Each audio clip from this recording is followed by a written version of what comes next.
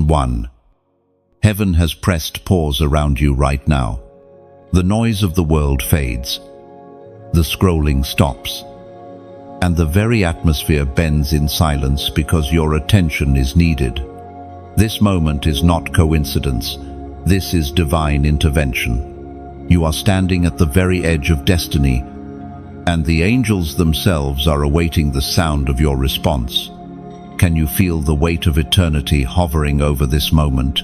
It is as if all of heaven is leaning in, watching for your yes.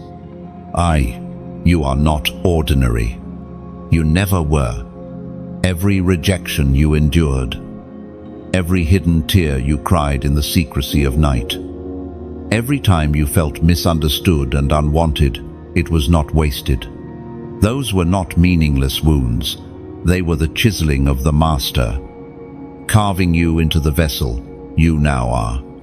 The mark of heaven has been on you since birth.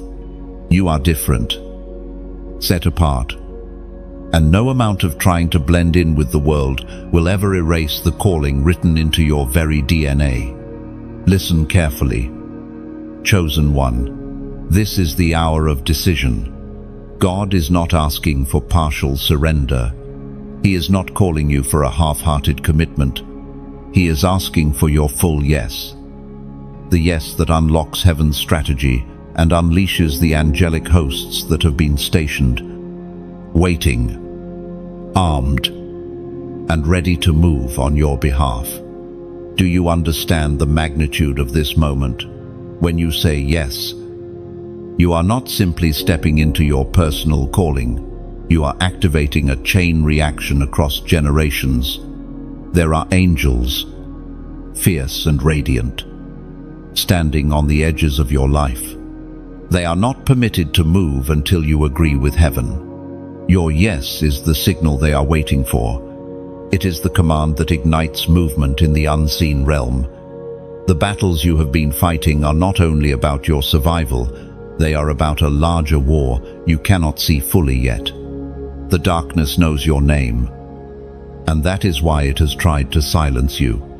The enemy recognized your potential long before you did, and it is terrified of the moment you decide to walk in full alignment with heaven. Chosen one, heaven has chosen you to carry something too sacred to ignore. You are called to be a torchbearer in a time of increasing darkness. Your voice, your presence, your very obedience has the power to disrupt demonic patterns that have plagued not only you, but also your bloodline. This is not just about you, this is about those who will come after you. This is about cycles breaking, doors opening, and legacies shifting. And heaven says, it begins when you surrender. Stop running. Stop doubting. Stop pretending that you were not chosen. Your spirit knows the truth. That is why you have felt restless in places others are content. You could never be satisfied with mediocrity because the fingerprints of God are on you. Even when you tried to walk away, even when you tried to silence the call, it followed you. You are Jonah in the belly of the fish. You are Moses before the burning bush. You are Esther, standing at the threshold of the throne room. This is your moment to answer. The Spirit spoke through the prophet Jeremiah. Chapter 1, verse 5. Before I formed you, I knew you. Before you were born, I set you apart. Do you hear the echo of that truth inside of you? You were known before you ever took a breath. You were marked before the world ever misnamed you. Heaven has invested too much in you to let you go now. You must decide. Will you rise and answer? Or will you let the assignment pass to another? Because make no mistake, God's mission will be fulfilled. But whether you are the vessel who carries it depends on your obedience. Mercy is still standing in the doorway. Grace is still within your reach. But the time for hesitation has run out. Heaven is waiting for your yes. Right now. In this moment, understand this. Chosen one, delay is not neutral. Every moment you hesitate, the enemy works to entangle you further, to blind you with distractions, and to whisper lies that you are unworthy or incapable. Yet those lies crumble in the presence of truth. God has already equipped you with what you need. He would not call you if he had not first prepared you. The oil is waiting. The mantle is ready. And the angels stand armed for your command. Heaven does not look for the strongest, but for the surrendered. Your yes carries immeasurable weight in eternity. Beloved chosen one, if you can sense the weight of this word in your spirit, I want you to act prophetically. This is not about algorithms or chance. It is about obedience. Right here, right now. Make your declaration visible. Comment the number 777 below. That number is a seal of completion, of divine perfection, and of covenant. When you type it, you are not just engaging on a screen, you are prophetically aligning your life with the yes heaven is waiting for. And as you do, make sure you like this message. Share it so other chosen ones can be awakened. And subscribe so you do not miss what heaven is about to release. The flow of anointing does not stop here. It continues. And you are being woven into it. Listen again. Heaven pauses for you. Angels are standing by. The only thing missing is your yes. Chosen one. Silence has never been empty for you. It has always carried a strange weight. The quiet moments of your life, the sleepless nights where thoughts raced and your soul ached, were not meaningless pauses. They were the hammer and chisel of heaven shaping your heart. While others laughed easily and seemed untouched by storms, you carried burdens that no one could see. You learned to cry behind closed doors, to hold yourself together in front of others while falling apart in secret. That hidden pain was not punishment, it was preparation. Every tear became a seed. Every disappointment became a foundation stone for the vessel you are now becoming. Heaven was never absent in those dark hours. God was near, closer than your breath, collecting every tear as if it were a priceless jewel. Though the silence sometimes felt like abandonment, it was in truth the sacred space where heaven was watching to see how deeply you could endure, how strongly you could hold on when nothing made sense. Chosen one, do you remember the moments when despair almost crushed you? When you questioned if life itself was worth continuing, you were pressed to your breaking point. Yet somehow you did not break. That somehow was not an accident. It was divine preservation. You were being carried when you thought you were abandoned. The invisible hands of God were under you, keeping you alive for such a time as this. The weight of silence shaped you into a vessel of empathy. You can see pain in others when no one else notices. You can feel heaviness in a room before a word is spoken. That sensitivity was not a curse. It was training. God needed you to recognize suffering because one day your voice and presence would bring healing to the broken. The reason you understand loneliness so deeply is because you are being called to guide others out of it. Silence is a strange teacher. It forces you to hear the unspoken, to confront what others run from, to wrestle with questions that have no easy answers. And yet, in that silence, something unshakable was forged inside you. You learned endurance. You learned to stand when everything inside screamed for collapse. You learned that survival itself is a testimony. This is why you walk differently than others. This is why the light in you seems to shine brighter when darkness thickens. We are reminded through the writings of David in the Psalms. Chapter 30, verse 5. Weeping may last for the night, but joy comes in the morning. That is not poetry to you. It is your story. The nights of weeping have been long. Yes, but they were never the end. Joy is not just coming as a distant promise.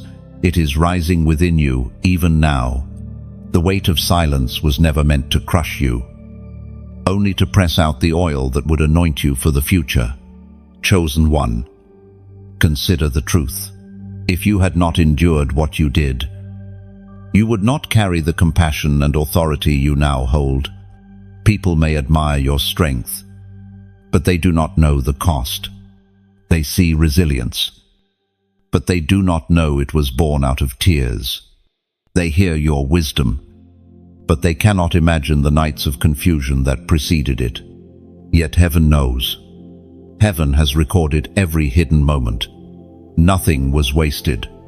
It is because of those sleepless nights that you will speak with credibility to those who are suffering. It is because of your secret pain that your words will pierce the heart like an arrow of light. Others may give shallow comfort, but you will carry deep healing because you have walked the valley yourself.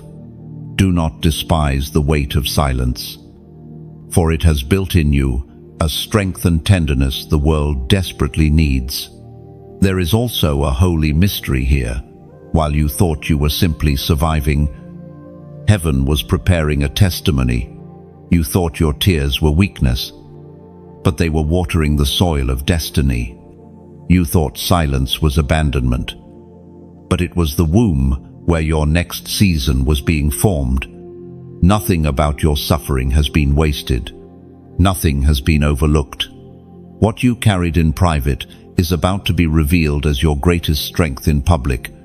And chosen one, hear this carefully. The silence you have endured has created a spiritual authority.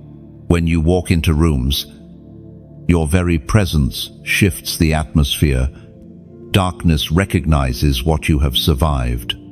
Demons that tried to break you now tremble because you are still standing. The enemy tried to bury you in silence, but instead, that silence has made your voice unstoppable. There will come a day soon when you will look back on the weight of silence, not with bitterness, but with awe. You will see how every broken night was a step toward your destiny. You will recognize that what nearly destroyed you actually became the soil where your calling took root. Chosen one. This is why you must never give up. This is why your story cannot end in despair. The night may have seemed endless, but dawn is breaking. And when the light of your purpose fully rises, it will be brighter because of the darkness you have endured. The angels who stood silently by your side during those nights are now preparing to move. They did not intervene because heaven was training you, but now they stand ready to advance as you step into your calling. The silence was not punishment. It was evidence of trust. Heaven trusted that you could endure. Heaven trusted that you would not break. Heaven trusted that in the weight of silence, you would discover a strength beyond your own. And you did. Remember this truth. Beloved, the weight of silence was never the end. It was the beginning. What felt like the death of your dreams was actually the burial of seeds. And seeds do not die in the soil. They wait for their appointed time to break forth. Your appointed time is near. Chosen one. Do you realize that before you even had a name, you were already marked? The hand of heaven reached into eternity and placed a seal upon you. While others were being born to simply exist, you were born carrying a blueprint. This is why you could never blend in, why you always felt slightly out of place, even among friends, family, and crowds. You were not created for sameness. You were created for distinction. From the very beginning, you were marked for purpose. This marking is not something you earned. It is not a result of good works, nor is it the fruit of human approval. It is divine election. Before you ever performed, before you ever failed, before you ever tried, heaven already declared, "This one is mine." That seal has followed you through every season of your life. Whether you acknowledged it or not, it has been the quiet force that kept you alive when destruction tried to claim you. It has been the invisible shield that protected you from disasters that others did not survive. Chosen one. Your life is not a random sequence of events. Even the painful chapters have been woven into the narrative of your calling. When you were misunderstood, it was part of the training. When you were rejected, it was evidence of the mark.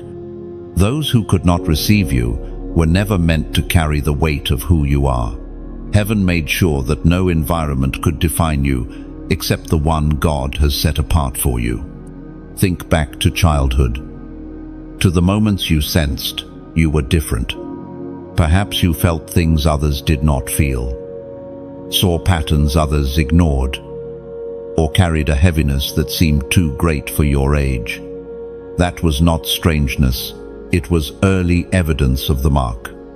Heaven imprinted your soul with sensitivity because you would one day carry insight and authority in places others are blind. The ancient words recorded in Romans chapter 8, verse 30, "And those he predestined, he also called. Those he called, he also justified. Those he justified, he also glorified." This truth is your foundation.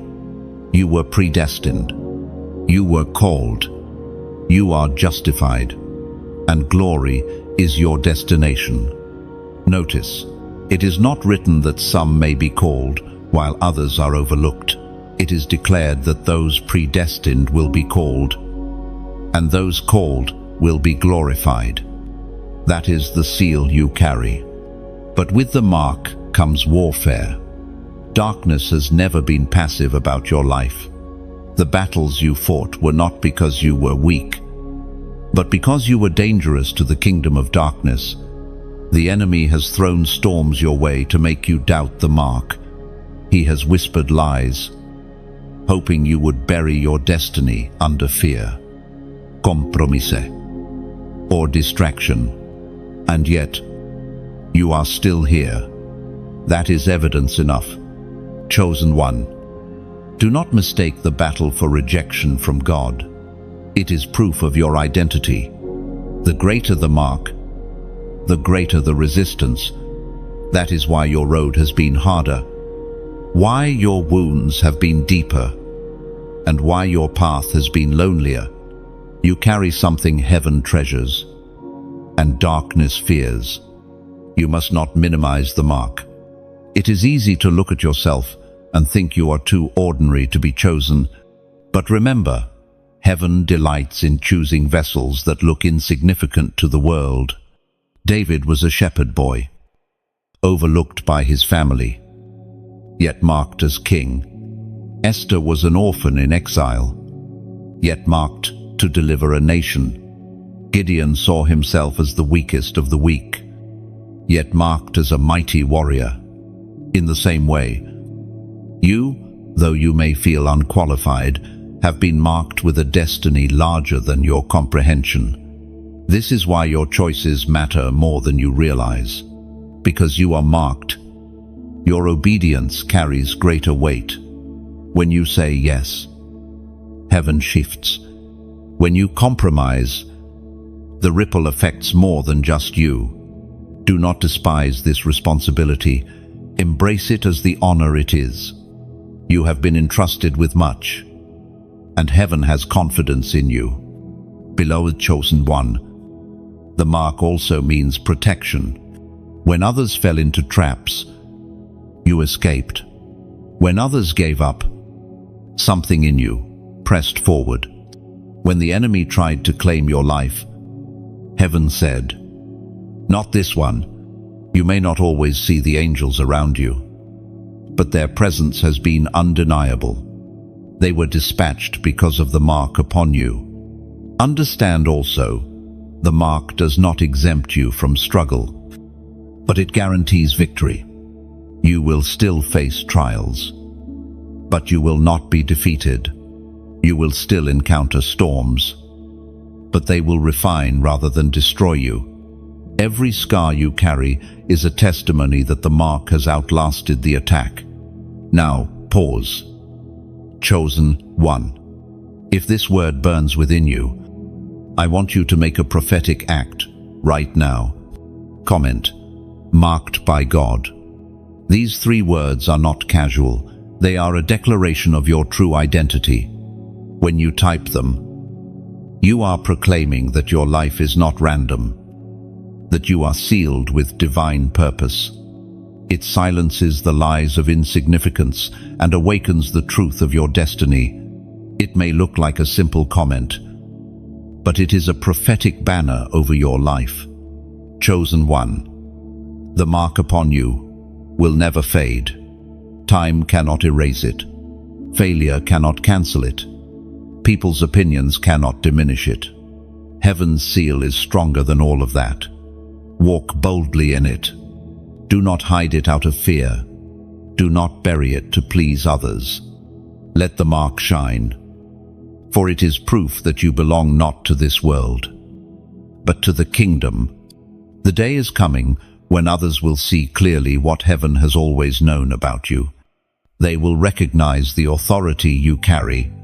They will witness the impact of your calling, and they will marvel that the one who was overlooked, rejected, and doubted was in fact the one heaven had marked from the very beginning.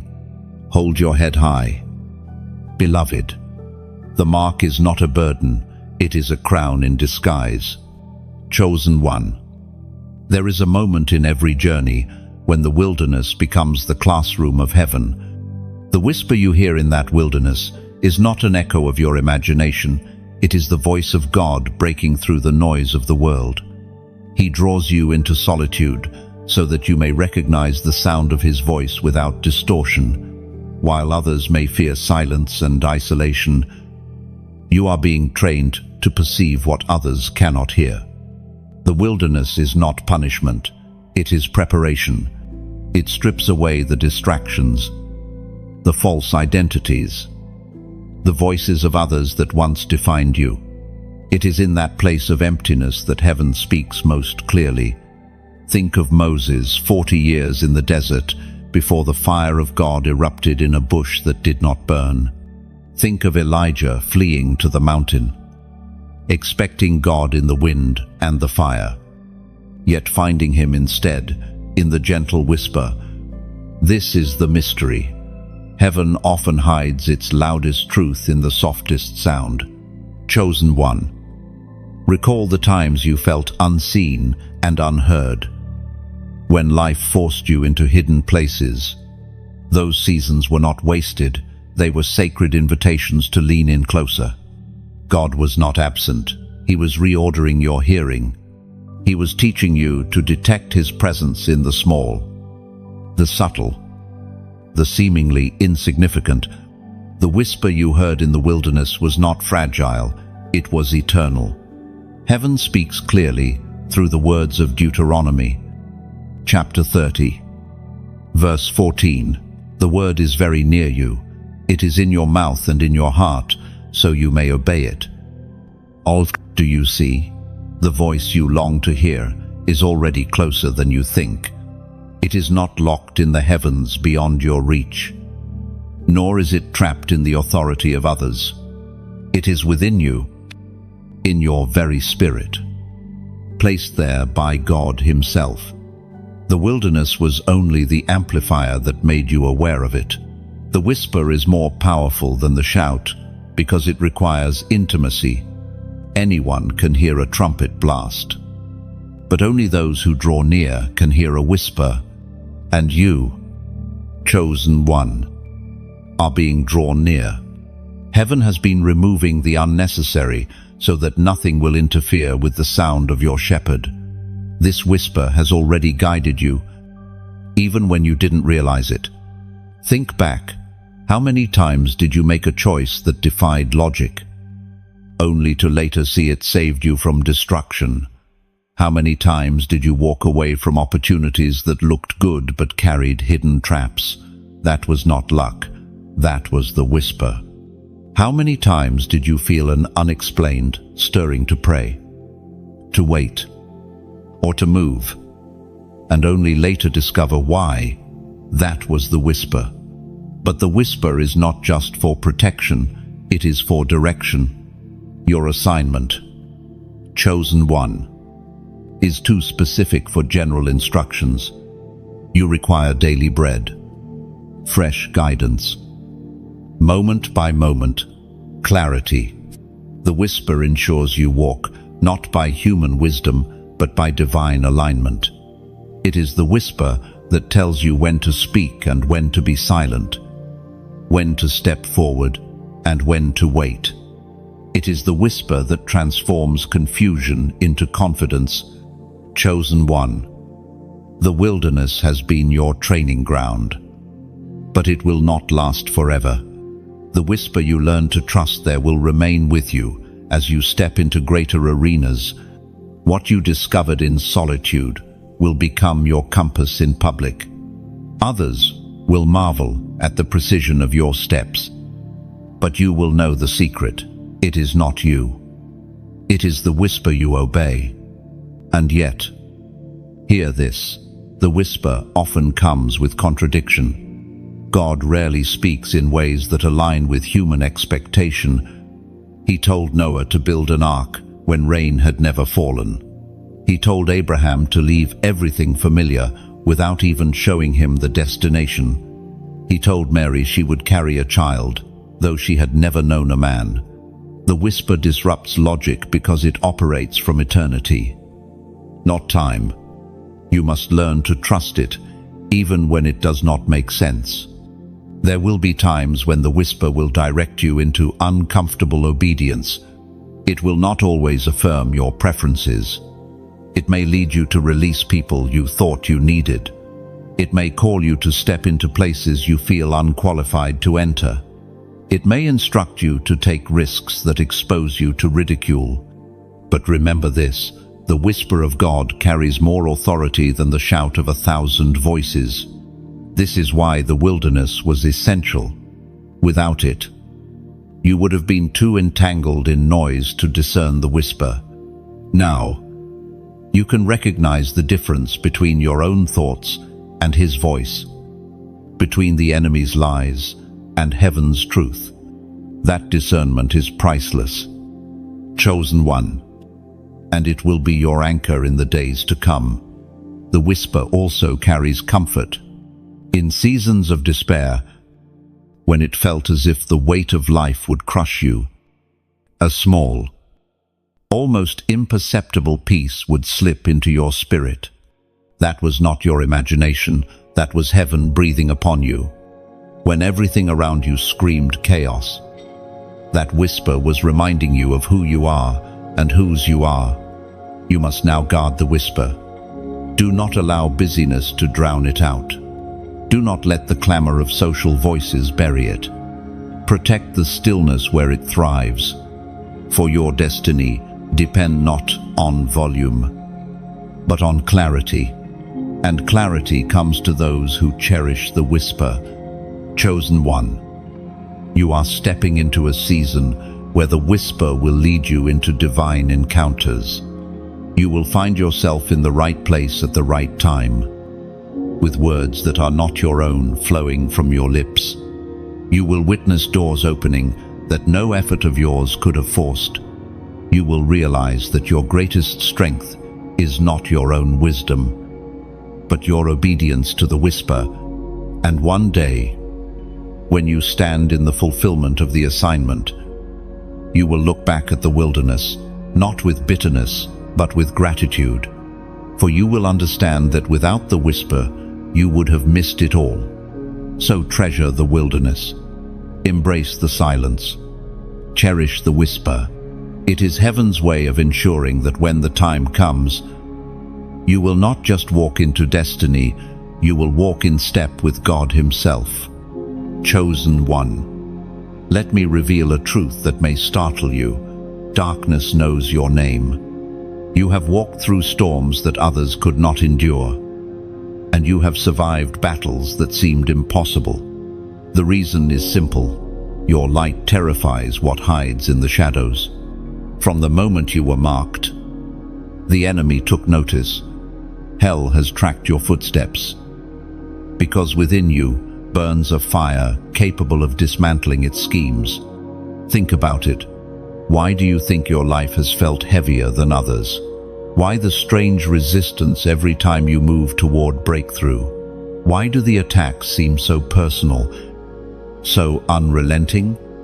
It is because darkness recognizes the power you carry. You are not a casual believer. You are a chosen one. And your presence is disruptive to the enemy's agenda. You walk into a room, and even before you speak, atmospheres begin to shift. The light you carry exposes hidden motives and unsettles spirits that thrive in secrecy. This is why the attacks came so early. As a child, you faced storms that seemed far beyond your age. Rejection, abandonment, misunderstanding.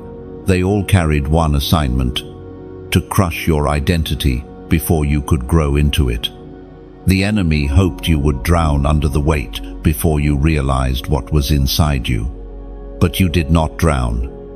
You endured, and because you endured, the enemy trembles. Chosen one. Your story is much like the lighthouse on the cliff, surrounded by storms, battered by waves, and often standing alone. The lighthouse does not exist for its own comfort. Its purpose is to shine. Its light slices through fog and storm, guiding ships away from destruction. That is you. You were never called to hide your flame under safety. You were called to shine, even when the winds howl against you. Darkness knows this. That is why it hates you. It is written in the Gospel of John, chapter 1, verse 5. The light shines in the darkness, and the darkness has not overcome it. Now, this verse is not theory for you, it is your testimony. The darkness has tried, but it has not overcome you. Every time the shadows thought they had buried you, you rose again. Every time the pit thought it would swallow you, you climbed out with new strength. The enemy cannot comprehend how you are still standing, but heaven knows you were built for this. Chosen one. Let me tell you why your light is so disruptive. Darkness thrives on secrets, on lies, on hidden chains. But when you walk into a space, you bring revelation. People begin to feel conviction they cannot explain. Old patterns begin to unravel. Those who carry hidden chains begin to sense a possibility of freedom. It is not because of your personality or charisma. It is because the Spirit of God within you radiates like fire. You are a walking torch, and that fire cannot be contained. This is why you often feel misunderstood. Those who live comfortably in compromise cannot handle the purity of your flame. They may mock you, avoid you, or even turn against you. But it is not truly you. They resist it. It is the light within you that makes them uncomfortable. Do not mistake rejection as failure. Often, it is proof that your presence is doing exactly what heaven intended, exposing what was meant to stay hidden. Beloved, I want you to see the bigger picture. Your yes to God is not only about your personal story, it affects countless others. Imagine a single candle lighting another, then another, until an entire city glows with flame. That is what happens when you carry your light boldly. Others begin to ignite. Chains begin to fall. Generational curses begin to break. This is why the enemy trembles at your obedience. It multiplies. And here, chosen one, is where I speak to you sincerely. This light you carry must continue to spread. That is why I invite you, from the deepest place of sincerity, to help shine it further. When you like, share, subscribe, or even support through giving, you are not fueling an algorithm, you are fueling a movement. Think of it as adding oil to the lamp. The lamp does not shine without oil, and the flame cannot travel without vessels. You are one of those vessels. Your support is not just digital, it is spiritual. Every time you share, you become like that lighthouse, guiding another soul away from destruction. Every time you subscribe, you anchor yourself to this flow of prophetic truth, so you never drift into silence again. And when you give, even in small amounts, you place oil in the jar, ensuring the flame does not run out. Just as widows in Scripture offered their little and saw heaven multiply it, so your act of giving becomes seed for greater impact. Let me paint another picture. Imagine a battlefield. Warriors are fighting, swords clashing, but the torches are running low. Then one soldier steps forward and pours oil into the flames, and suddenly the entire army sees clearly again. That one act sustains the battle for many. That is what your support does. You may feel small, but your contribution fuels an entire army of chosen ones rising. Darkness knows your name, chosen one. But heaven knows your destiny. You were never meant to hide. The more you shine, the more others find courage to shine too. You will discover that the very attacks designed to silence you have only made your flame stronger. Like gold refined in fire, you are coming out more radiant, more unshakable, more determined than ever. Do not underestimate your influence. Even now, your obedience is echoing in eternity. Angels move when you align with heaven. Demons flee when you stand firm in the light. And people around you, many you do not even realize, are being drawn to hope simply because you exist. That is the magnitude of your light. So, beloved, do not shrink back. Stand tall like the lighthouse. Keep shining through the storm. And remember, you are not shining alone. You are part of a great army, a company of chosen ones scattered across the earth, each carrying a torch. Together, we form a blaze so fierce that darkness itself cannot withstand it. And if this message burns in your spirit, if you feel the truth pulsing within you, I ask humbly, do your part to keep the flame alive. Like, share, subscribe, and if led, pour oil into the lamp through your giving, not as a duty, but as a prophetic act of alignment, because the brighter we shine together, the fewer souls will be lost to the sea of darkness. Chosen one, lift your head. Your light is not a mistake, and your battles are not in vain. Darkness knows your name, but heaven calls you victorious. Keep shining. The storm cannot extinguish what God Himself has lit. Chosen one, the veil is being lifted, and the final assignment is not a mystery any longer. For years, you have sensed that something bigger than yourself was stirring. You have walked through seasons where you thought, surely this is it, only to discover that heaven was still preparing you. But now, the whisper grows louder, the confirmation stronger, The mission has been placed before you, and heaven is waiting for your answer. This assignment will not be comfortable. It will not fit neatly into your schedule, your preferences, or your logic. God is not calling you to remain where you are. He is calling you to rise into what you were designed to be. This is not just another task. It is your final assignment for this season of your life. The one that will unlock doors for generations to come. Chosen one.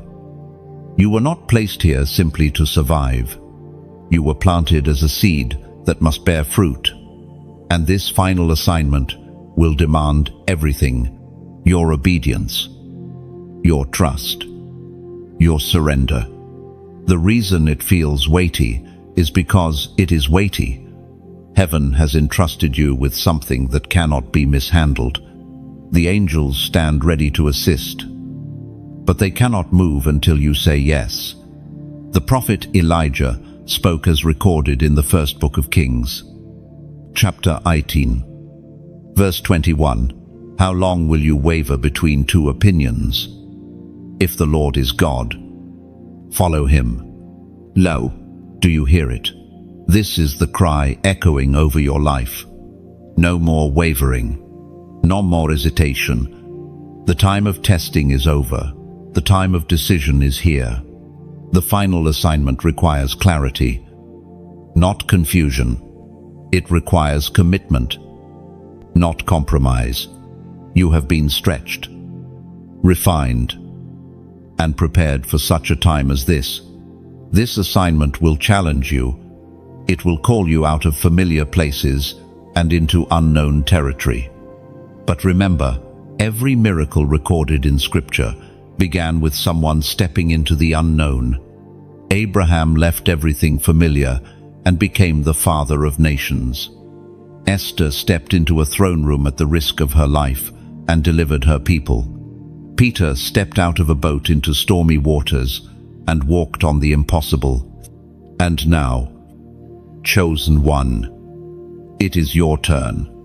The weight you feel is not meant to crush you. It is meant to remind you of the sacredness of this moment. Heaven would not entrust this to you if you were not ready. Do not look at your weaknesses and say, I cannot. Look at your God and remember, I can. Every deficiency you fear is already covered by His sufficiency. Every gap you see in yourself is filled by His grace. Chosen one, imagine the angels who have followed your journey. They saw you in the nights of despair. They heard the cries you thought no one noticed. They shielded you when destruction tried to strike. And now, they stand armed, waiting for your command.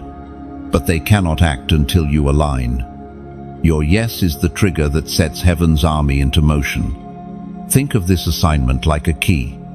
For years, you have been collecting pieces of metal, your trials, your victories, your lessons, your scars, alone. They looked random, but now, heaven has forged them into a single key. That key is in your hand, and it will unlock doors you never dreamed could open. But keys only work when you use them. Your yes is the hand that turns the lock. Chosen one. This is why the enemy has fought you so relentlessly. He knows that once you step into obedience, his grip over entire areas of your life and your bloodline will break. He has tried to delay you, distract you, and deceive you, because he fears the day you realize the authority you carry. That day is now. And so, I ask you not to take this lightly. If you sense this word striking your spirit, act prophetically right here. Comment the number 111. This is not superstition, it is alignment. 1 is the number of unity, of divine oneness, of heaven's agreement with earth. When you type 111, you are declaring, I choose alignment with God's will. I step into the new beginning He has prepared. It is your visible yes to heaven's invisible call. Do not underestimate this act. Just as Abraham built altars in the places where God spoke to him, your comment becomes a digital altar. It marks the moment where you said, "I will not waver any longer. I will obey." Angels respond to faith. And this is your act of faith. Chosen one. The final assignment is not for your glory, but for His. You will be stretched. Yes. But you will also be empowered. You will face resistance. Yes. But you will also witness miracles. You will be misunderstood. Yes. But you will also carry authority that cannot be denied. Your obedience will open doors not only for you, but for those connected to you. Understand this. The assignment is not just about you. It is about generations unborn. It is about communities waiting for light. It is about souls hanging in the balance. Your yes has ripple effects that extend far beyond your sight. One act of obedience today can shift the course of history tomorrow. And so, beloved, the choice stands before you. Will you shrink back into comfort? Or will you rise into calling? Will you let fear dictate your steps? Or will you let faith carry you into destiny? Remember Elijah's words, "If the Lord is God, follow Him." There is no middle ground. Heaven waits. The angels stand ready. The door is before you, and the key is in your hand. Step forward. Chosen one. This is your hour. Chosen one. The call of God is never without weight, and the fear of obedience is real. It rises not because you are weak, but because heaven often asks you to step where your natural sight cannot see. You feel the tension deep within your soul, the desire to surrender fully, and the hesitation of what it will cost. This is the place where every chosen one stands between the comfort of the familiar and the unknown territory of obedience. It is easy to imagine that saying yes to God will feel light, but often it feels heavy.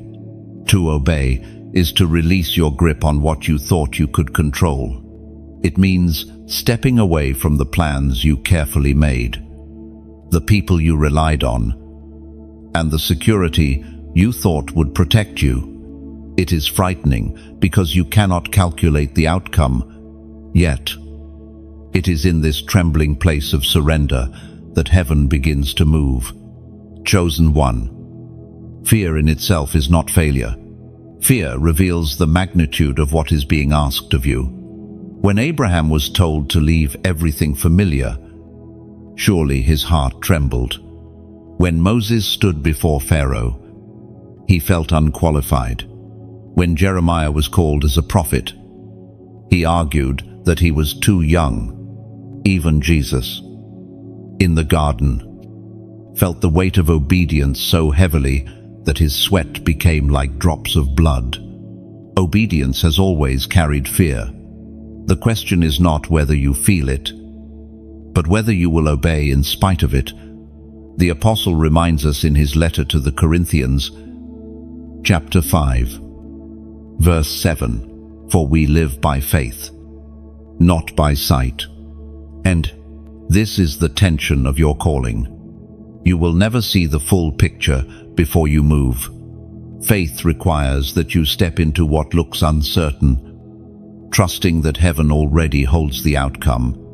The fear of obedience comes when you want to see the whole map before you take the first step. But God, in His wisdom, rarely gives the map. He gives the word, the whisper, the command, and waits to see if you will trust. Chosen one. Your fear is not a sign of disqualification. It is evidence that your calling is greater than your own strength. If you could do it easily, it would not require faith. If you could accomplish it without trembling, it would not need divine empowerment. The very fact that you feel afraid means you are standing at the threshold of something beyond you. Let us consider this. Obedience often looks like loss before it looks like gain. Noah lost his reputation as he built an ark in the middle of dry land. Joseph lost years in prison before he stepped into palace authority. Ruth lost her homeland and identity before she became part of the lineage of the Messiah. Loss precedes gain. Because obedience tears down what is temporary to build what is eternal. And that, chosen one, is why fear whispers so loudly. The enemy points to what you might lose and blinds you from what you are about to gain. He magnifies the cost and hides the reward. He shows you the pain of release, but conceals the joy of fulfillment. He knows that if you can see the harvest, you will no longer hesitate to sow. That is why obedience feels like a war inside of you. It is a war between sight and faith. But here is your assurance. Obedience never leaves you empty. The God who calls is the God who sustains. When Abraham lifted the knife, provision was already climbing the other side of the mountain. When Peter stepped onto the water, the word of Jesus was already holding him. When the disciples obeyed and threw their nets again, the fish were already swimming toward them. Obedience always carries provision hidden in the command. Chosen one, you cannot wait for fear to leave before you move. Fear will always whisper. Courage is not the absence of fear, it is the decision to obey in spite of it. Every chosen one who came before you faced the same trembling. The difference between those who fulfilled their destiny and those who faded into obscurity was not that one group had no fear, it was that they obeyed anyway. Let me speak to you tenderly here. Heaven does not despise your trembling. God is not disappointed that you feel hesitant. He knows the weight of obedience. And He honors every shaky yes, even if your voice quivers, even if your knees shake, even if your hands are weak. Your yes still shakes the heavens. Angels do not wait for your confidence, they wait for your obedience. Think of obedience like planting a seed in the ground. It looks like loss. You bury it, unseen. You release it from your hand. For a time, it seems as if nothing is happening. Yet beneath the soil, life is breaking forth. Roots are stretching. Shoots are forming. And in due season, fruit will rise. So it is with your obedience. You may not see the fruit immediately, but heaven has already begun the process. Chosen one. The fear of obedience will always try to convince you to delay. It will whisper, wait until you feel ready.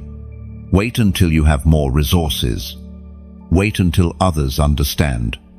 But heaven is saying, now, you will never feel fully ready. You will never have every detail. You will never have unanimous approval. That is why obedience must be today, not tomorrow. Do not allow fear to hold the pen that writes your story. If you surrender to fear, your destiny will stall, and your assignment will pass to another. But if you surrender to faith, your trembling, yes, will unlock doors you did not even know existed. Fear is loud, but faith is louder when you choose to act. Chosen one, let this sink deep into your spirit. Your obedience is not only about you. Entire chains will break because of it. Generational patterns will be shattered. People you have never met will find freedom because you chose to obey. That is why the fear feels so overwhelming, because the ripple of your yes is greater than you imagine. Take heart, beloved, even in your trembling. You are not alone. The same God who called you is the one who walks beside you. His Spirit empowers you. His angels surround you. His presence steadies you. When you step not in isolation, but with all of heaven at your side. So, do not despise the fear of obedience. Let it remind you that what you are about to step into is holy. Let it remind you that your assignment is sacred. And then, move anyway, because the fear will fade. But the fruit of your obedience will remain forever. Chosen one. There comes a moment in every divine journey when mercy itself stands at the edge. It is a sacred threshold where heaven leans in, waiting to see if you will step forward. You have felt it, the gentle tug in your spirit, the weight of conviction pressing against your heart. This is not condemnation. It is love refusing to let you drift away. Yet conviction will not chase you forever. There is a moment when mercy waits, and you must decide if you will embrace it. Do not misunderstand this. Beloved, mercy is abundant, unrelenting, and freely given. It is the very heartbeat of God toward His children. But mercy is also purposeful. It is not meant to be abused, as if you could delay forever and still expect doors to remain open. There is a line, unseen but very real, where hesitation hardens into rebellion and rebellion blinds the eyes. You are standing near that line now, not as a threat, but as a reminder that the hour is too urgent for delay. The Word of God declares in the book of Hebrews, chapter 3, verse 15, "Today, if you hear His voice, do not harden your hearts." End of. Notice the urgency of that word today. Not tomorrow. Not later when you feel ready. But today. Conviction is a gift, not a guarantee. The fact that you feel stirred right now is evidence that heaven is still reaching for you. But the text warns of a danger. Hearts can harden. What once felt heavy with conviction can grow numb with delay. That is why mercy waits at the edge. It leans forward, pleading for you to act before numbness sets in. Chosen one. Think about the times you felt conviction in the past. Times when you knew you should obey, yet you hesitated. And then later, the same conviction did not feel as strong. That is what happens when we delay. Our ears grow dull. Our hearts grow heavy. And what once burned brightly feels like a faint flicker. This is why heaven speaks with urgency. You cannot afford to delay your yes, because every delay makes it harder to obey. Mercy is patient, but mercy is not passive. It calls to you again and again, drawing you back to the path. It shields you from destruction, even when you wander. But mercy is also a teacher. It warns that the time to respond is now, not later. Like a lamp flickering in the night. It says, the oil is still here, but do not wait until the flame runs out. Chosen one. Let me give you an image. Picture our door standing open. Sunlight streams through it, and you feel the warmth on your face. You are invited to step through, but as you hesitate, the sun begins to set. Shadows creep across the threshold. The door remains open for now, but the light is fading. Soon, the night will come, and what was once an open door will no longer be visible. That is mercy at the edge. It is an open door, but the time to step through is now. Do not let the enemy deceive you with whispers of delay. He says, you can do it later. You have time. But he knows that later rarely comes. Procrastination is one of his sharpest weapons. He does not need you to openly rebel. He only needs you to wait. Because waiting, when conviction is strong, is the same as disobedience. Chosen one. Hear this with love. You are one decision away from a flood of breakthrough, but you are also one delay away from blindness. That is why heaven presses so strongly right now. This is not to frighten you, but to awaken you. The mercy you feel is not weakness, it is strength reaching for you. It is the Spirit refusing to let you slip into complacency. Think also of the Israelites in the wilderness. They stood at the edge of the promised land, but fear made them hesitate. They delayed, and in their delay they hardened their hearts. As a result, an entire generation missed the inheritance that was meant for them. Mercy had carried them through the Red Sea, through the desert, through provision of manna and water. But mercy could not force them to enter. They stood at the edge and turned back. And because of that, they wandered for 40 years. Chosen one. You are standing at your edge right now. Mercy has carried you through battles you did not deserve to survive. It has provided for you in seasons where you had nothing. It has shielded you from dangers you never saw. And now, mercy says, step in. Do not turn back. Do not delay. There is a sobering truth here. Conviction ignored becomes conviction silenced. If you keep pushing away the whisper of the Spirit, eventually the whisper grows quiet. Heaven does not stop speaking, but your ears stop hearing. That is why today matters so deeply. You still feel it. You still sense the weight. That is evidence that the door is open. Do not let it close while you hesitate. Beloved, this is not meant to condemn you. It is meant to awaken you. The fact that you are hearing this message is proof that mercy is still reaching for you. Heaven has paused everything to put these words in front of you.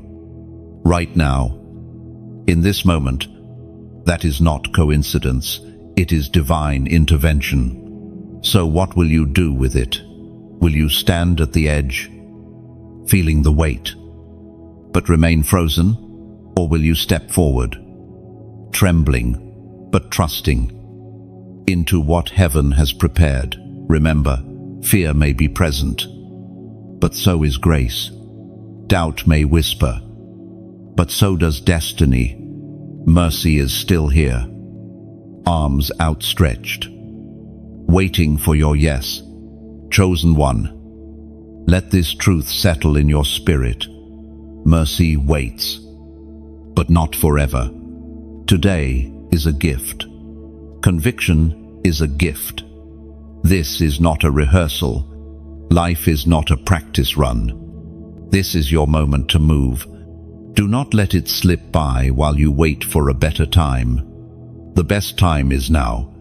And as you stand at the edge, know this, you are not stepping alone. Angels surround you. The Spirit within you strengthens you. Heaven itself is invested in your yes.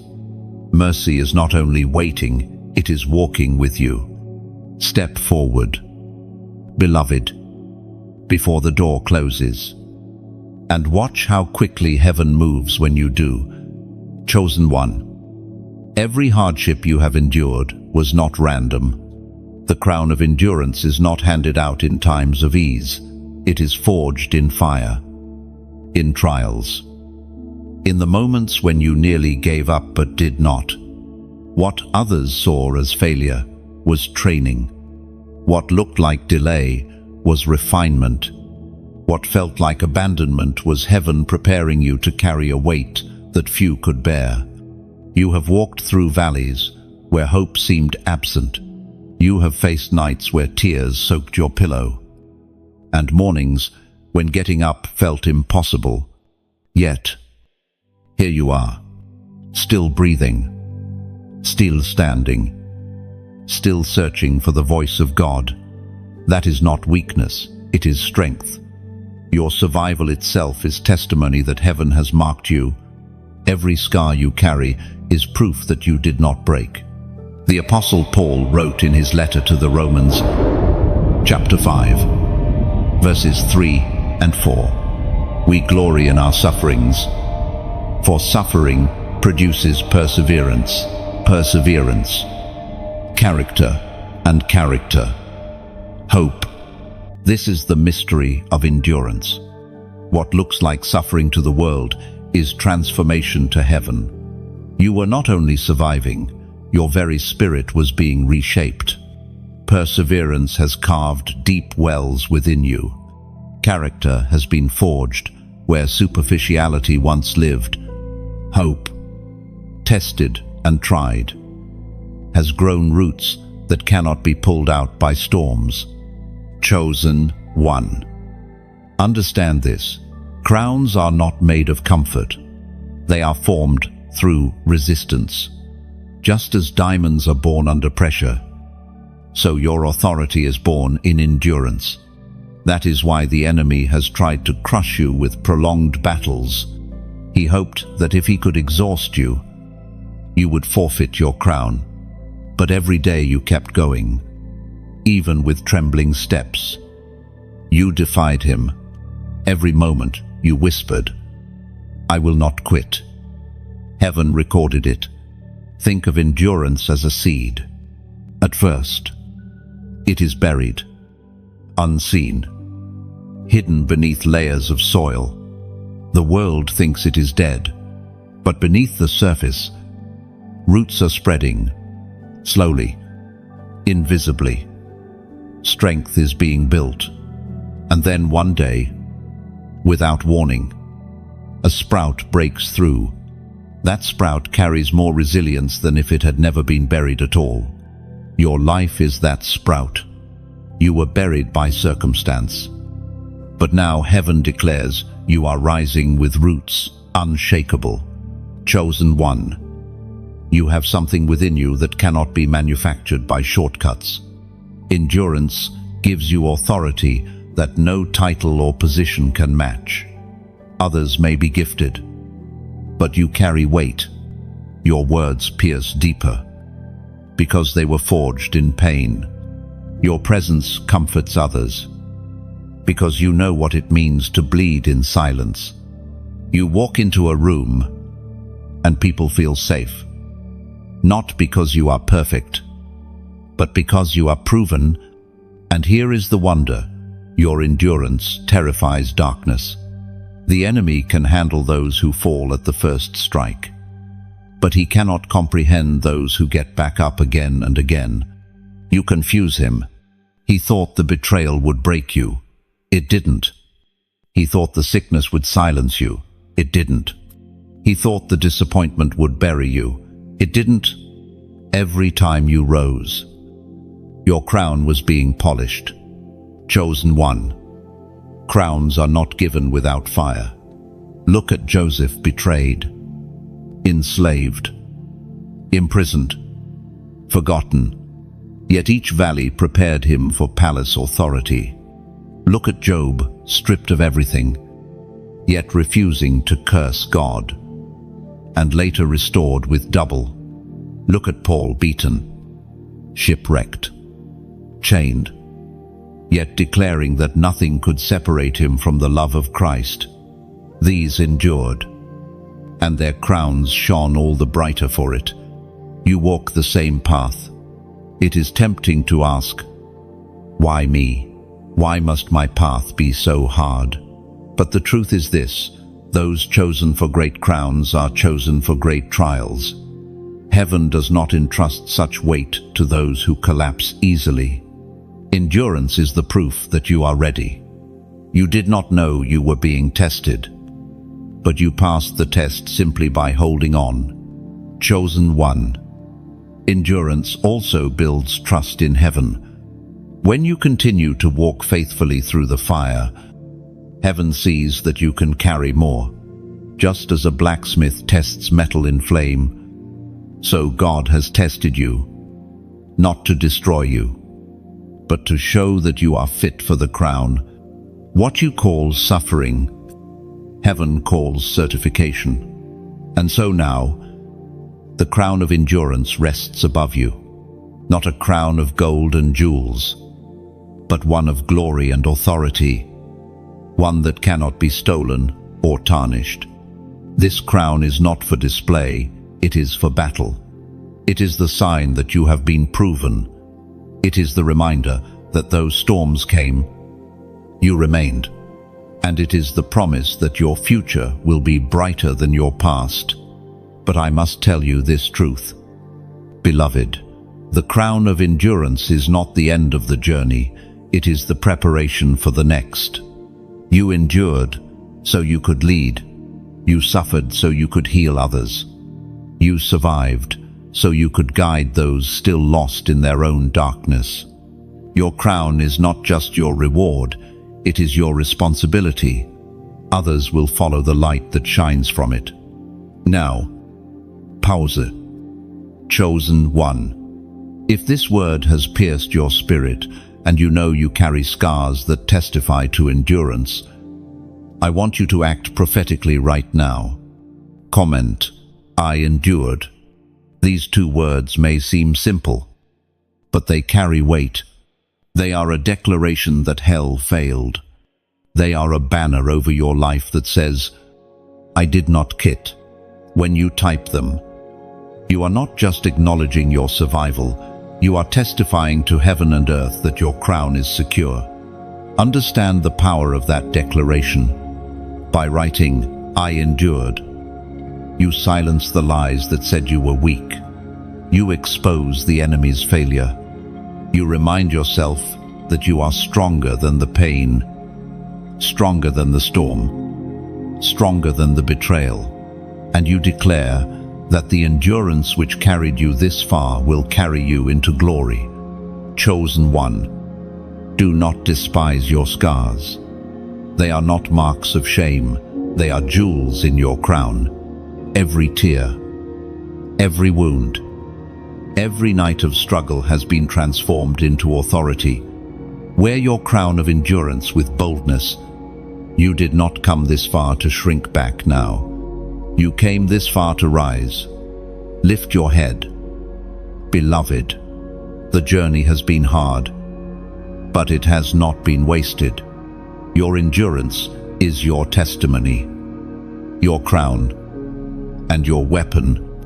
And as you move forward, know this, the same endurance that carried you through will continue to strengthen you. You are unshakable, unstoppable, and crowned with glory. Chosen one. The moment you said yes, the battlefield shifted. For so long, you felt as though you were fighting alone, struggling against unseen forces, wondering if heaven even noticed. But the instant obedience rose from your spirit. The atmosphere around you changed. Angels repositioned. Darkness trembled.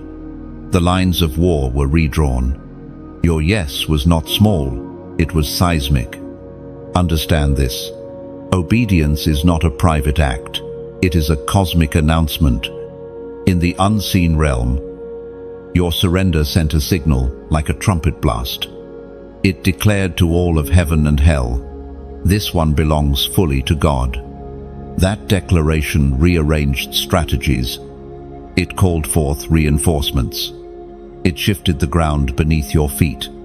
Think of it like a battlefield where soldiers have been waiting, weapons ready, eyes locked on the commander's signal. For hours they stand, unmoving, and then, at the sound of the trumpet, they surge forward, overwhelming the enemy. That is what your yes has done.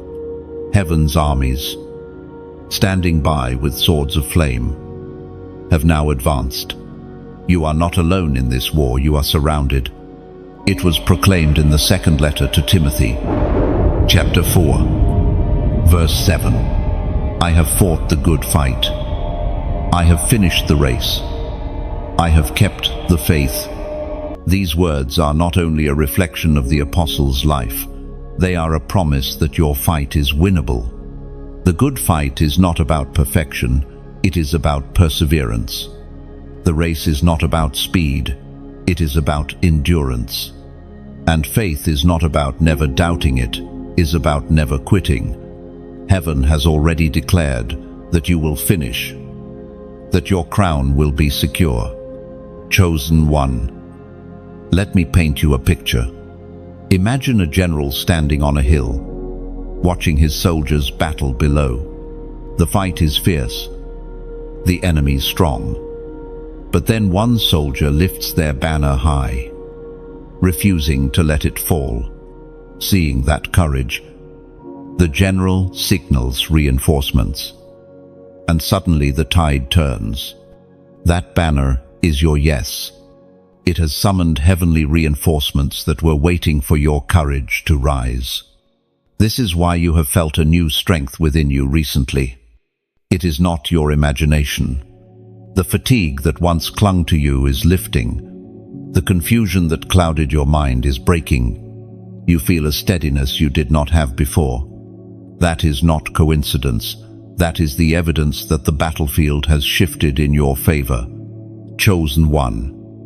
Battles are not won by individuals alone. They are won when the army moves as one. That is why I speak to you with sincerity now.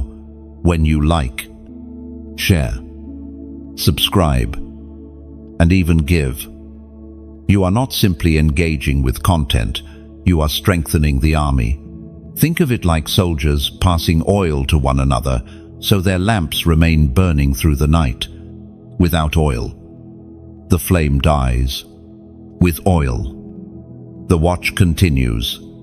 Every like is like lifting a shield, signaling to others. I stand in this battle too. Every share is like lighting a torch, sending fire into villages still trapped in darkness. Every subscription is like enlisting in the ranks, saying, I will not drift, I will march with this movement. And every donation, no matter how small, is like pouring oil into the fire, ensuring that the flame does not flicker out. Imagine a campfire in the wilderness. A few sit around it, warmed, comforted. But when more gather, more wood is placed, and the fire grows until its glow can be seen from miles away. That fire becomes a beacon to the lost, a safe place for the weary, a shield against the wild. Beloved, this message is that fire, and your support is the wood that makes it burn brighter. Or imagine a great ship sailing through stormy seas. Alone, the captain steers, but without crew, the sails cannot be lifted. The anchor cannot be managed. The course cannot be held. Each hand matters. That is what your support does. It joins the crew, keeping the vessel steady as it carries the message of light into dark waters. Chosen one, I speak this gently. Do not underestimate what your small act can do. The widow's mite was small, yet Jesus said it was greater than all others. A single boy's lunch fed thousands when placed in his hands. Your contribution, whether a click, a share, or a gift, multiplies when heaven breathes on it. What feels like little in your hand becomes much when surrendered to God. The battlefield has shifted, but the war is not over. Your yes has triggered movement, but we must keep advancing. That is why this moment matters. Each time you engage, each time you fuel the fire, each time you stand with this message, the reach extends further. Someone on the brink of giving up may stumble across it because you chose to share. Someone weighed down by despair may be lifted because you chose to comment or give. The ripple cannot be measured, but heaven records every act. Chosen one, Lift your head. The battle is fierce. Yes, but victory is assured. Do not let the enemy deceive you into thinking your obedience was insignificant. The shift is real. The reinforcements are here. The fire is burning. And together, with every torch lifted, we will see the darkness flee. And so I ask you from a place of genuine love, keep the flame alive. Like to signal your agreement. Share to spread the fire. Subscribe to stay anchored. And if your heart is stirred, give so the oil never runs out. Not out of compulsion, but out of conviction. Because when you do, you are not just supporting a voice, you are fueling a movement of chosen ones rising across the earth. Beloved, the battlefield has shifted because of your yes. Now let us advance together until the earth is filled with the light of God's glory. Chosen one, let us speak of time and of the cost of delay. Destiny does not wait forever.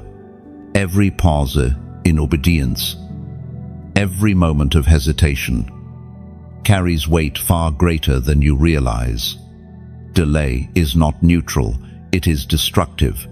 It is like a thief clothed in patience, stealing not through violence, but through postponement. You do not notice it at first, but when you finally awaken, entire seasons have been lost. You have felt this, haven't you? The inner wrestling between the urgency of the spirit and the temptation to wait for a better time. How many times did you sense the nudge, but told yourself, not today, perhaps tomorrow, yet tomorrow came, and the fire had dimmed, the conviction less sharp. That is the subtlety of delay. It dulls your spirit while convincing you that nothing has changed.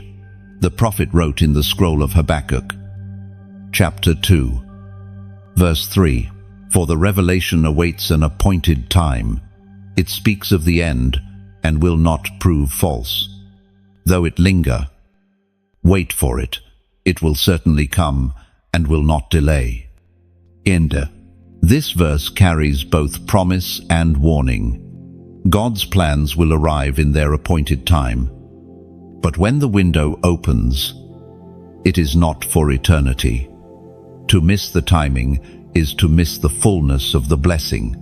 Heaven moves in seasons, and each season carries opportunities that will not always repeat. Chosen one, consider the image of a train pulling into a station. The doors open wide, inviting passengers to board. For a brief moment, there is time to step in, but soon the doors close and the train moves on. You may still be at the station, but the moment is gone. That is what delay does. It leaves you standing still while destiny has moved ahead. Think of Israel in the wilderness, at Kadesh Barnea. The promised land was within reach. God's word was clear: go in and possess it. But fear delayed their obedience. They hesitated, argued, and doubted. And when they finally decided to move, the opportunity had already passed. Their attempt was too late, and they suffered defeat. Delay cost them 40 years in the desert. Chosen one, delay has already cost you in ways you may not fully recognize. Opportunities lost, relationships strained, seasons prolonged. But hear this: mercy has not abandoned you. The train may have moved, but heaven has sent another. Yet you must not treat this lightly, for there will not be endless arrivals. To keep delaying is to gamble with destiny. Why do we delay? Often it is fear, fear of failure, fear of loss, fear of what others will think. Sometimes it is distraction, the noise of life filling our days until obedience is drowned out. Other times it is pride. We want to obey, but only on our terms, in our timing, when it feels convenient. Yet heaven does not wait for convenience. Obedience is costly precisely because it requires surrender, not comfort. Delay is deceptive because it feels safe. It allows you to feel spiritual without ever stepping into risk. You tell yourself you are waiting on God, when in truth, God has been waiting on you. The longer you delay, the more you convince yourself that waiting is wisdom, when in reality, it is disobedience dressed in spiritual language. Chosen one. Delay also opens doors to the enemy. The longer you hesitate, the more footholds he gains. Think of Eve in the garden. Had she immediately rebuked the serpent, his lies would have withered, but her delay in answering allowed deception to grow. Delay gives room for doubt, and doubt gives room for defeat. But hear me clearly, you are not trapped by your past delays. What was lost can be redeemed. What was missed can be restored. Heaven specializes in acceleration for those who repent of hesitation. Your years of wandering can be compressed into moments of breakthrough when you finally say, yes. The thief may have stolen, but God is a restorer of time. Picture this, a field ready for harvest.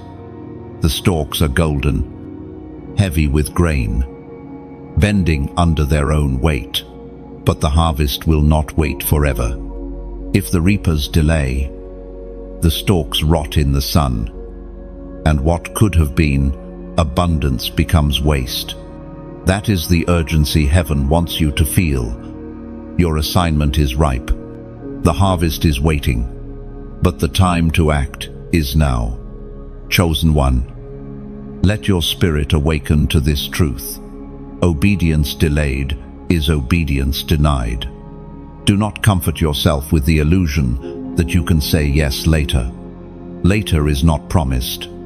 Later hardens the heart. Later blinds the eyes. The only yes that matters is the yes you give now. Do not allow perfectionism to keep you waiting.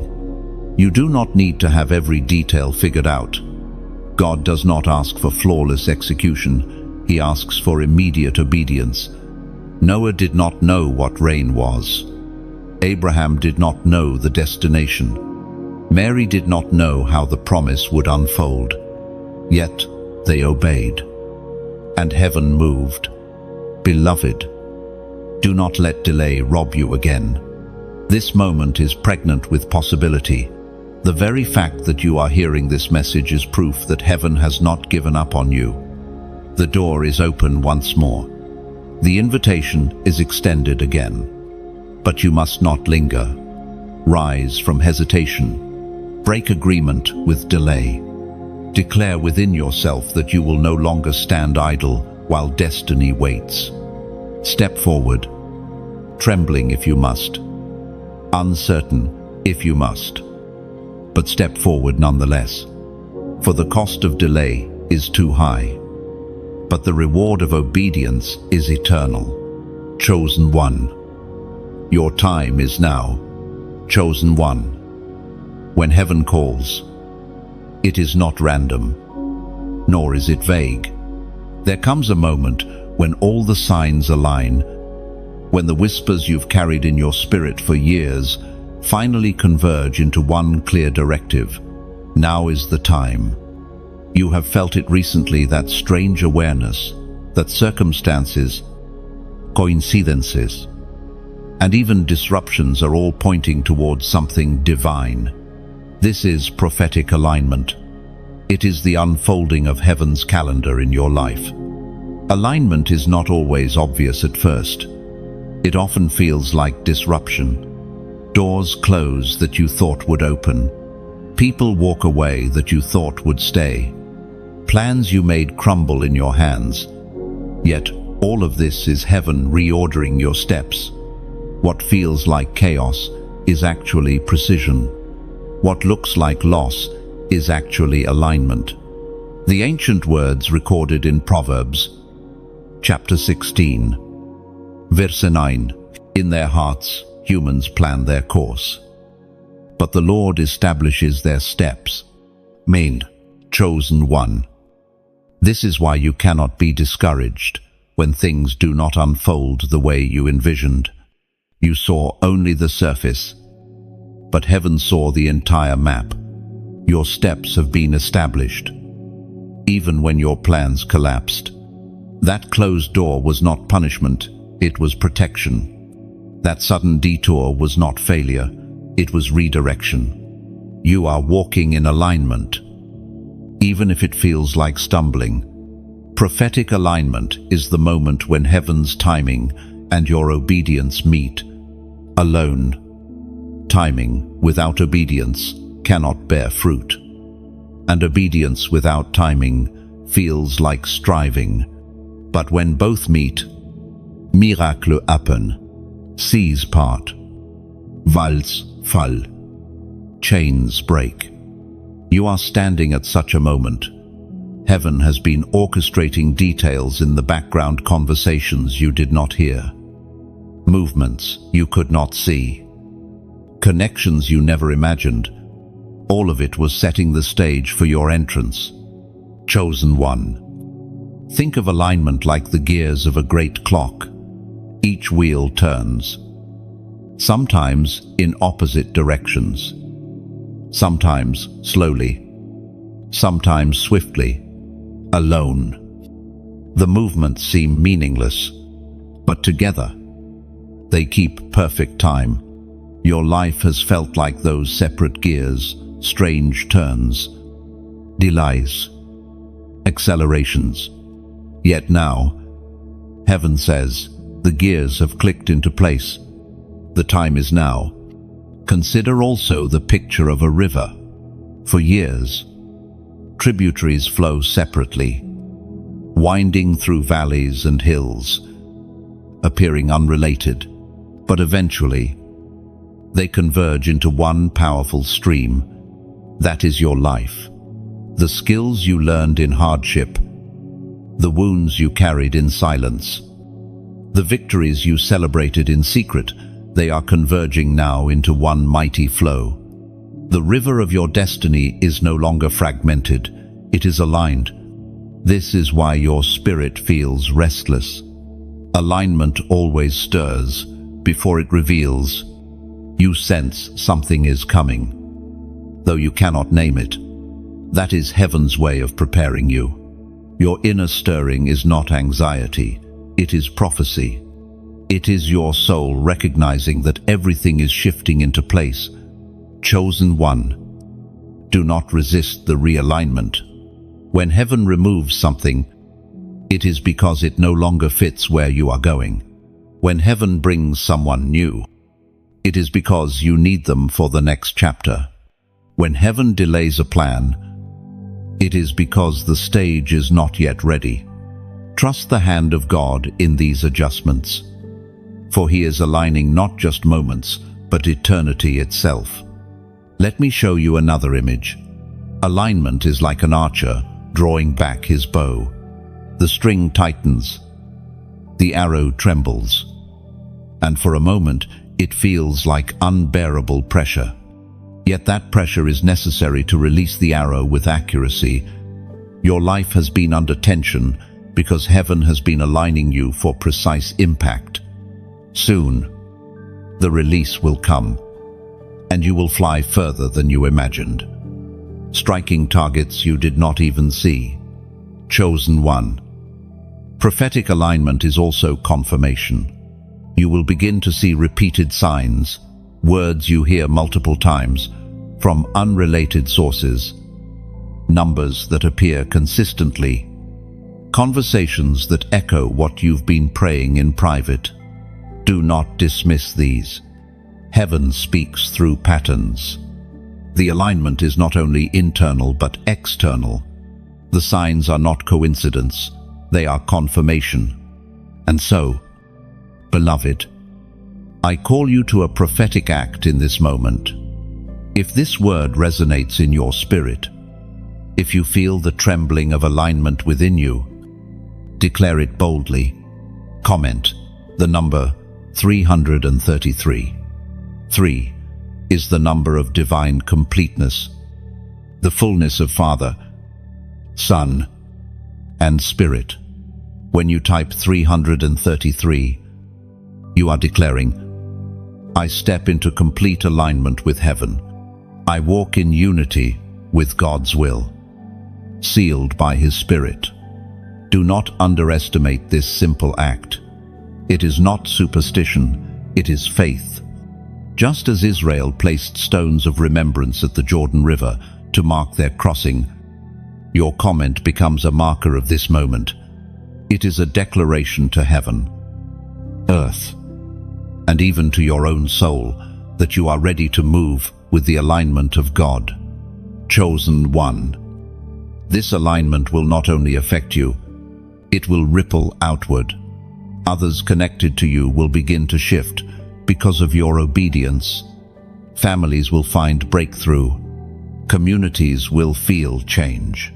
What once felt locked in generational cycles will begin to break because one chosen, one stepped into alignment.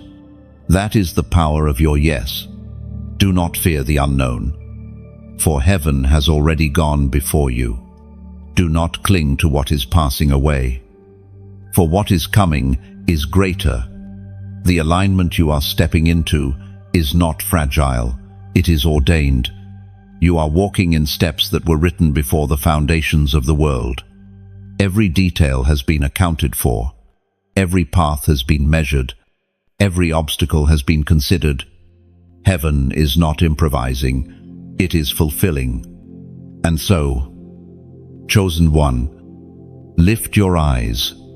Do not fix them on the fragments of what was, but on the fullness of what is coming. Your life is not falling apart, it is falling into place.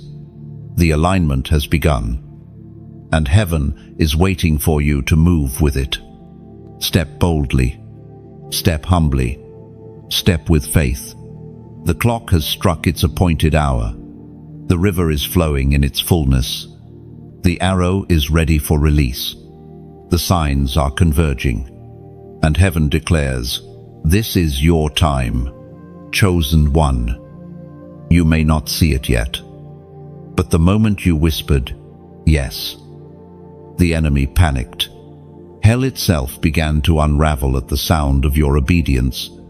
The plans that were crafted in shadows, the strategies long designed to keep you bound, began to collapse.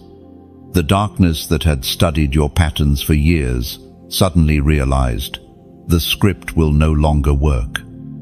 For this one has aligned with heaven. Do you understand how much fear your obedience creates in the camp of the enemy? He had invested heavily in your destruction. He planted seeds of doubt early in your life, hoping you would disqualify yourself before you even knew your name was written in heaven. He orchestrated betrayals so deep they would break your trust. He whispered lies so constant they would drown out the truth. He wanted to ensure you would never rise.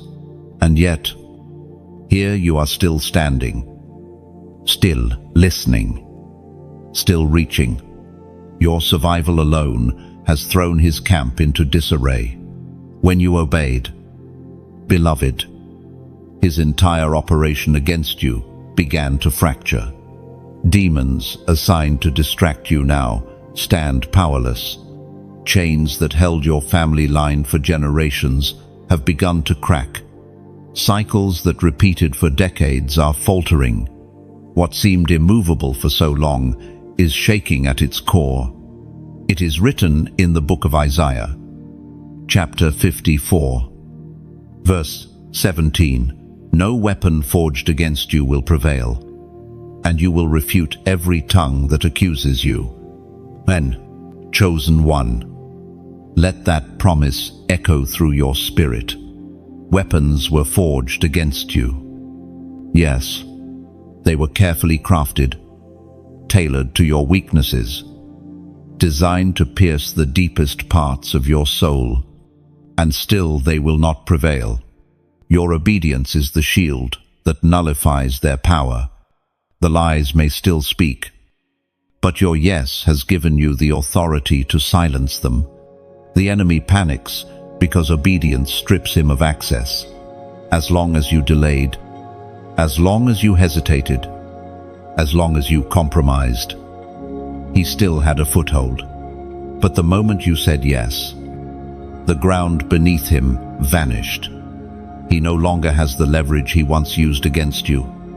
That is why you may feel an increase in pressure lately, because he is scrambling. His time is short, and his grip is slipping.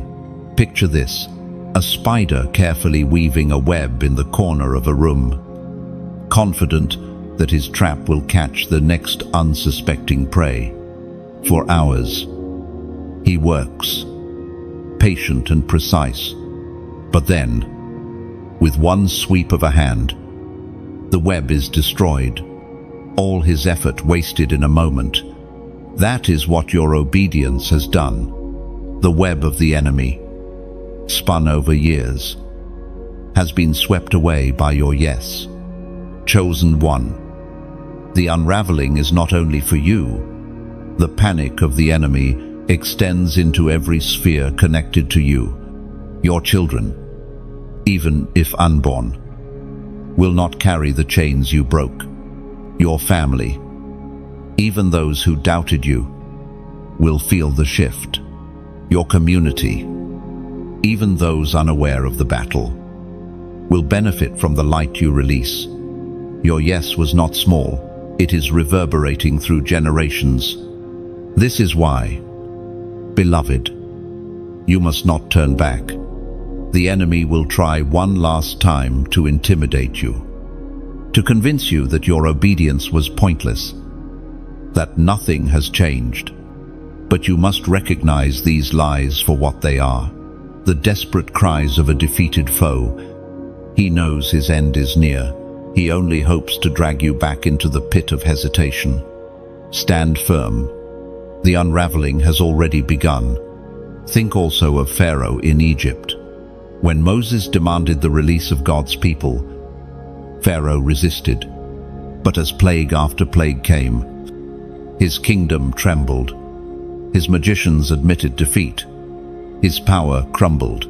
Still, he hardened his heart until the final blow broke him completely. The enemy around your life is just like Pharaoh, stubborn, resistant, unwilling to let go. But heaven has already issued the decree, "Let my child go," and no resistance can stop it. Chosen one. When the enemy panics, he often reveals his hand. You will begin to notice patterns: sudden opposition where there was none, strange resistance from unexpected places, confusion trying to settle over your mind. Do not fear these signs. They are proof that his web is unraveling. The panic is evidence that you are stepping into territory he can no longer control. You must also know this: obedience does not mean absence of battle. It means victory is assured. The panic of the enemy does not mean he will stop attacking. It means his attacks are now desperate. Like a cornered animal, he lashes out wildly. But a desperate enemy is a weak one.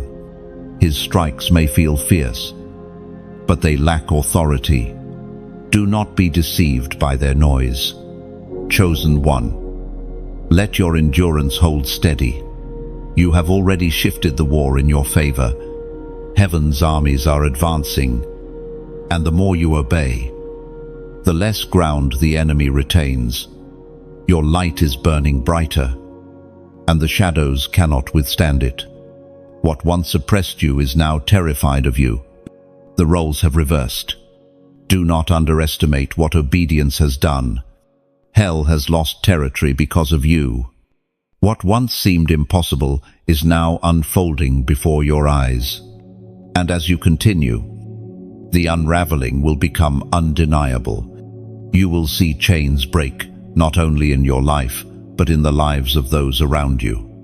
You will witness patterns collapse that once seemed eternal. You will know beyond doubt that your yes changed everything. And so, chosen one, be at peace. The panic of the enemy is not your defeat, it is your victory. The shaking around you is not collapse, it is breakthrough. The noise is not to be feared, it is to be recognized as confirmation. You have aligned with heaven, and hell cannot withstand it. Lift your head. Beloved, the one who tried to bind you is now unraveling before your eyes. And soon, you will stand not only free but victorious, crowned with the authority that comes only through obedience. Chosen one. There comes a moment when the weight of heaven is no longer just felt around you, but entrusted directly into your hands. This is the moment of stewardship, when the scroll of your destiny is unrolled, and the blueprints of heaven are placed before you. What once seemed vague or hidden is now being revealed. This is not imagination, it is assignment. Heaven has written something specific, something only you can carry. And now that scroll is being delivered. Think of the prophets of old. Ezekiel was told to eat the scroll, to internalize the very words of God until they became part of his being. John, in Revelation, was given a scroll in his vision, and when he ate it, it was sweet in his mouth, but bitter in his stomach. These images teach us something profound. The scroll of heaven is both glory and weight, both promise and responsibility. To hold the scroll is to carry both revelation and burden. Chosen one, you have been prepared for this moment. Every season of silence, every trial of endurance, every whisper in the wilderness, all of it has brought you here. Now heaven says, take and read. The scroll of your assignment is not a blank page. It contains divine instructions, strategies, and promises tailored for you. It may not reveal every detail, but it reveals the direction. It may not explain the how, but it establishes the what, as was spoken in the sacred texts of old. In the book of Jeremiah, chapter 29, verse 11, "For I know the plans I have for you, declares the Lord, plans to prosper you and not to harm you, plans to give you hope and a future." And, chosen one, heaven's scroll for your life is not vague, wishful thinking. It is a written plan, a future sealed by divine intention. The challenge is not whether God has written it. The challenge is whether you will read it, believe it, and walk it out. Imagine for a moment a general placing a sealed envelope in the hands of a soldier. Inside are the coordinates, the battle strategies, the assignments that will turn the tide of war. The soldier may not understand the weight of the envelope at first, but the moment he opens it, he realizes the future of his company depends on obedience. That is what heaven has placed in your hand, the coordinates for breakthrough, the strategies for your life, the assignments that ripple through generations. The scroll is not given to the careless. It is entrusted to those who have been proven. That is why your path was hard, why your training felt endless. Heaven could not place such a scroll in unsteady hands, but you have endured. You have been refined, and now you are trusted. Chosen one. What does it mean to carry heaven's blueprints? It means you will begin to see differently. Where others see obstacles, you will see opportunities. Where others see ruins, you will see foundations. Where others are trapped in despair, you will perceive strategies of hope. This is the architect's eye of heaven, seeing not just what is, but what must be built. But carrying the scroll also means you will face resistance. Darkness trembles when heaven entrusts blueprints to a chosen one. Why? Because blueprints turn into buildings. Strategies turn into movements. Prophecy turns into fulfillment. The enemy does not fear vague ideas. He fears concrete plans. That is why he will try to confuse, distract, or weigh you down. But remember, the scroll is sealed by heaven. No enemy can erase what has been written. There is also a sweetness and bitterness to this calling. Sweetness, because you will see glimpses of God's glory, promises fulfilled, lives transformed.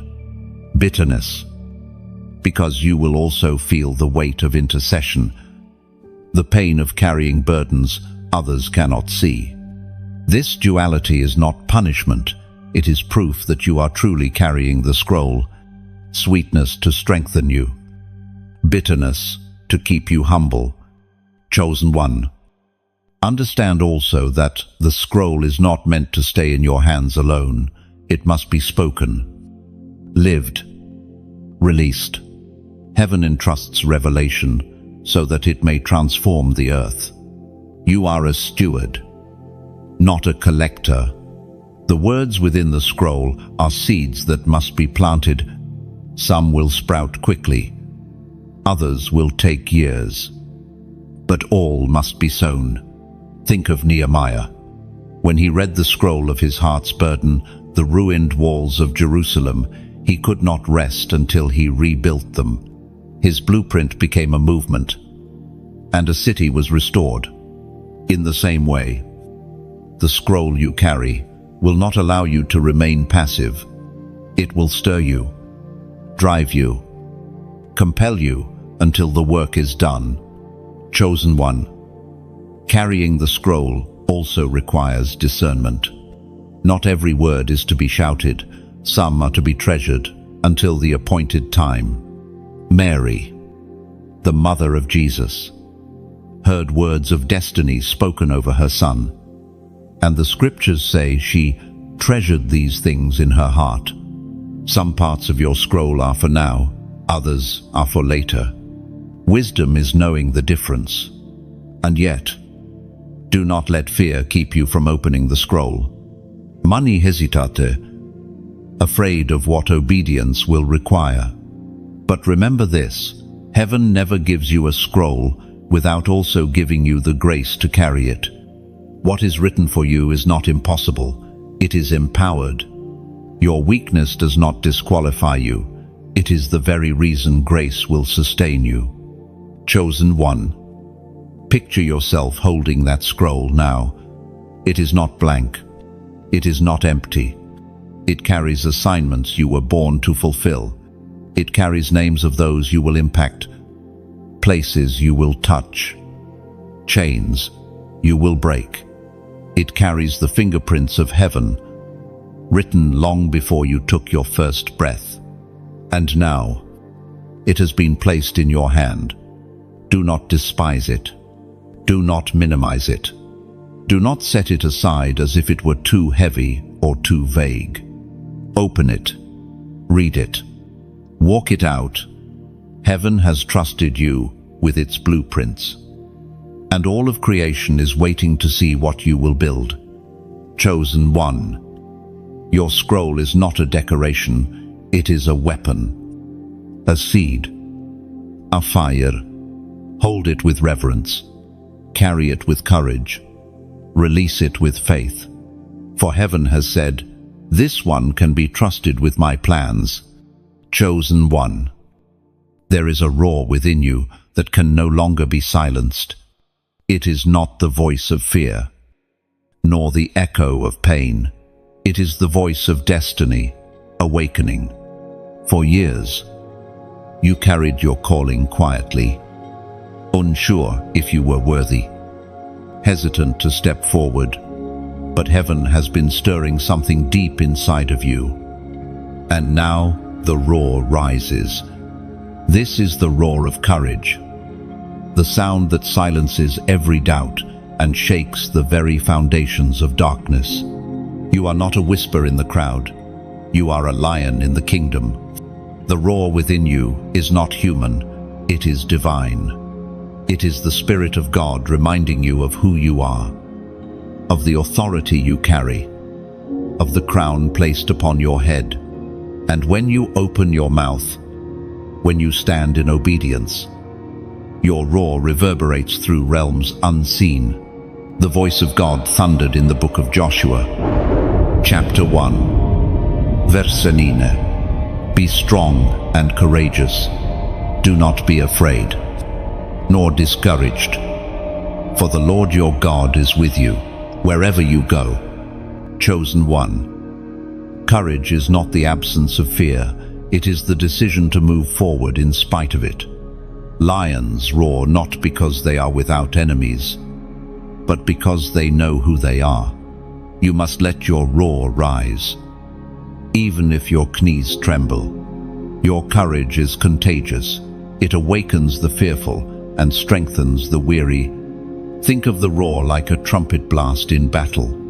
When soldiers hear it, their spines straighten, their hearts ignite, and they charge forward with new strength. That is what your courage does for others.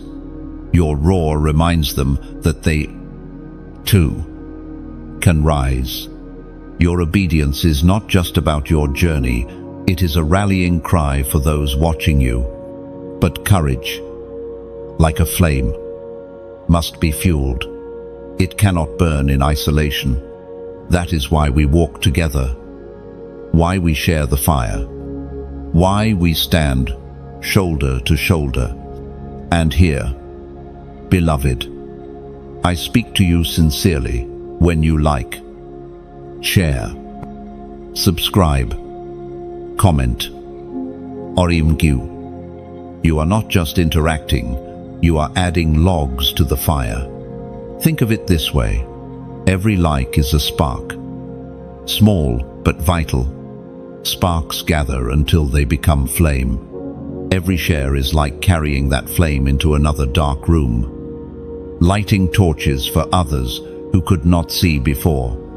Every subscription is like building a hearthstone, a place where the fire never goes out, a place you can always return to for warmth and strength. And every donation, no matter the size, is like pouring oil into the lamp, ensuring that the flame does not flicker or die. Imagine a battlefield at night. The army is weary, their torches nearly gone. Then one by one, soldiers begin adding oil, and suddenly the camp glows with light again. Fear flees, courage returns, and the enemy trembles at the sight. That is what your support does. It keeps the fire blazing not just for you, but for an entire army of chosen ones rising together. And your comment, chosen one, is more than text. It is a declaration. When you comment, you plant your roar in writing. It becomes a banner others can rally to. A comment is like carving your name into the shield wall, saying, I was here. I stand with this truth. I roar too. Never underestimate the power of that act. It builds community. It strengthens resolve. And it multiplies courage. Beloved, your roar is also an act of defiance against every lie the enemy has whispered. He told you that you were too weak, too broken, too unworthy. But each time you open your mouth in faith, you prove him wrong. The roar within you is heaven's response to hell's accusations. It is your reminder that the Spirit of God is greater than any fear, any wound, any limitation. Think of Daniel in the lion's den. The world thought the lion's roar would devour him. Instead, the Spirit of God silenced them. In truth, the real roar was not from the beasts, it was from the unshakable courage within Daniel. That same courage is rising in you. Your roar does not come from you alone. It comes from the Lion of Judah roaring through you. Chosen one. Courage is not just for moments of crisis. It is for daily living. It is for speaking truth when silence feels easier. It is for loving boldly when rejection seems likely. It is for walking into unknown places with faith that God has gone before you. Each small act of courage is part of your roar. Do not despise it. Celebrate it. Fuel it. And let it grow. And remember this, the roar within you is not just noise, it carries authority. Darkness recognizes it. Demons tremble at it. Chains shatter in its sound. The roar is not your volume, it is your authority. You may whisper in a room, but if you carry heaven's roar, the atmosphere will still shift. That is the weight of being chosen. So, chosen one, rise. Let the roar within you break forth. Let it silence doubt, chase away fear, and awaken faith. And as you do, know that you are not alone. Others are roaring with you, and together the sound becomes a chorus that shakes nations. And as this roar spreads, I invite you, with sincerity and love, to help it travel further. Like to affirm the flame. Share to spread the fire. Subscribe to remain anchored. Comment to add your roar to the chorus. And give, if you are stirred, to keep the oil flowing. These are not mechanical actions, they are prophetic acts. Small but mighty. Each one adding fuel to the blaze. Chosen one. The roar within you is not the end, it is the beginning. It is the sound that announces your arrival. The sound that terrifies darkness. The sound that strengthens others. Do not silence it. Do not hide it. Let it rise. For heaven has declared, the roar in you is the roar of destiny. Chosen one. There is a sobering truth that must be spoken. There comes a point when mercy, after reaching again and again, steps back. This is not because heaven desires your ruin, but because love will never force itself where it is continually rejected. No sacrifice for sins is left when rebellion hardens the heart beyond repentance. This is the terrifying edge that obedience saves you from. The Spirit spoke through the prophet Isaiah. Chapter 55, verse 6. Seek the Lord while he may be found. Call on him while he is near. Notice the urgency embedded in those words, while he may be found, while he is near. They imply a window, a season, a time of invitation that does not last forever. To continually push away conviction, to treat obedience as optional, is to risk losing the very sensitivity that allows you to respond at all. Chosen one, heaven is warning you with love. Do not let your heart grow numb. Do not let the whisper of God become background noise. The greatest danger is not outright rebellion, but gradual dullness. It begins when conviction stirs and you say, later. It continues when the Spirit nudges and you dismiss it as coincidence. Slowly, almost unnoticed, your ears close, your eyes dim, your heart hardens, and one day, the whisper that once felt loud is silent. Think of Pharaoh in Egypt. The first time Moses came, his heart was already hard, but it was not yet sealed. He could have yielded, he could have released the people, But each time he resisted. His heart grew harder until Scripture declares it was hardened by God Himself. What began as choice became judgment. That is the danger of ignoring the voice of heaven. Chosen one. This is not said to frighten you into despair, but to awaken you into urgency. Conviction is a gift.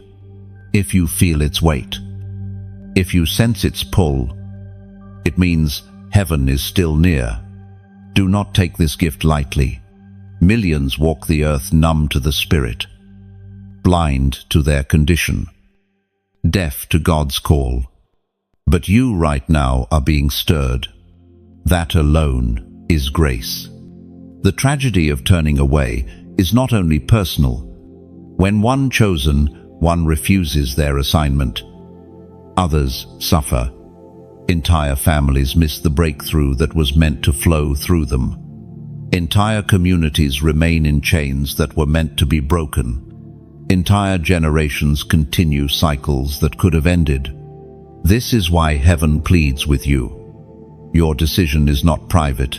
It ripples outward into eternity. Imagine a lamp filled with oil. Its flame glows brightly, illuminating the room. But if the oil is ignored, if it is never replenished, the flame flickers, grows dim, and finally dies. That lamp no longer gives light, no longer guides. Its purpose is lost. That is what happens when conviction is ignored. The oil dries up, the flame extinguishes, and the purpose is wasted. Yet hear this, beloved, as long as the flame still flickers, there is hope. Even if your light has grown dim, heaven can refill your oil. Even if you feel numb, the Spirit can awaken your heart again. But you must respond now, while the whisper still stirs, while the invitation still burns. Tomorrow is not promised. Chosen one. No sacrifice remains for willful rebellion. This does not mean grace is weak. It means grace is holy. Grace is not a license to wander endlessly. It is the power to return when called. To trample on grace is to treat the blood of Christ as common, to despise the very gift that was meant to save you. That is why the warning is sharp. To ignore conviction repeatedly is to reject the only lifeline extended to you. Let me give you an image. A ship sailing toward a reef. A lighthouse flashes warnings. Again and again. The crew sees the light, but dismiss it. They assume there is more time, that they can adjust later. But by the time they finally turn the wheel, it is too late. The ship shatters on the rocks. The lighthouse did not fail. The crew delayed too long. So it is with the warnings of heaven. Chosen one. You stand at the crossroads of mercy. One path leads to life, the other to blindness. Heaven has extended mercy over and over. The fact that you still hear the whisper is proof that the door is not yet closed. But every delay risks hardening your heart further. This is why Scripture pleads, today if you hear His voice, do not harden your hearts. Do not let shame convince you it is too late. If you feel the pull, it is not too late. Shame says you are unworthy. But mercy says you are still chosen. Shame says you have missed it. But grace says the door is still open. The only true danger is indifference. The refusal to respond at all. Chosen one. Let the seriousness of this truth anchor you. This is not a game. Destiny is not a suggestion. Heaven's call is not background noise. Your assignment is holy, and the stakes are eternal. Do not let rebellion rob you of vision. Do not let numbness blind you. Do not let delay steal your crown. Lift your eyes. Beloved, see mercy still standing at the threshold, hand extended. Hear the whisper still stirring within your heart. Feel the urgency pressing upon your spirit. This is not condemnation, this is invitation. But the invitation carries a warning. It will not last forever. The time is now. The call is clear. The door is open. Do not wait until mercy steps back. Step in. While grace is still near, while conviction still burns, while heaven still whispers, for the day will come when the silence you dreaded becomes permanent, when the voice you ignored no longer calls, and the path you delayed is no longer visible. Chosen one. Choose now. Say yes now. Respond now, for mercy is still waiting, but not forever. Chosen one. Do you know that you are not walking this path alone, even when you felt most isolated, most abandoned, most misunderstood? There were unseen witnesses cheering for you. The scriptures describe them as a great cloud of witnesses, saints, who ran their race before you, who bore their own scars and carried their own crowns, who now stand in the eternal stands of heaven, urging you onward. These unseen intercessors are not distant strangers. They are connected to you through the bloodline of faith. It is written in the book of Hebrews, chapter 12, verse 1. Therefore, since we are surrounded by such a great cloud of witnesses, let us throw off everything that hinders and the sin that so easily entangles, and let us run with perseverance the race marked out for us. Our chosen one. Picture this, a runner on a long, grueling course, exhausted, stumbling, unsure if they can continue. Then suddenly, the roar of a crowd fills their ears. Face lean forward. Hands clap. Voices shout encouragement. The runner lifts their head. Strength returns to weary legs, and they run again. That is you. You may feel weary, but heaven's stands are filled with those who endured before you, crying out, "Do not quit. You are closer than you think." Think of Abraham, who left everything familiar with only a promise to guide him.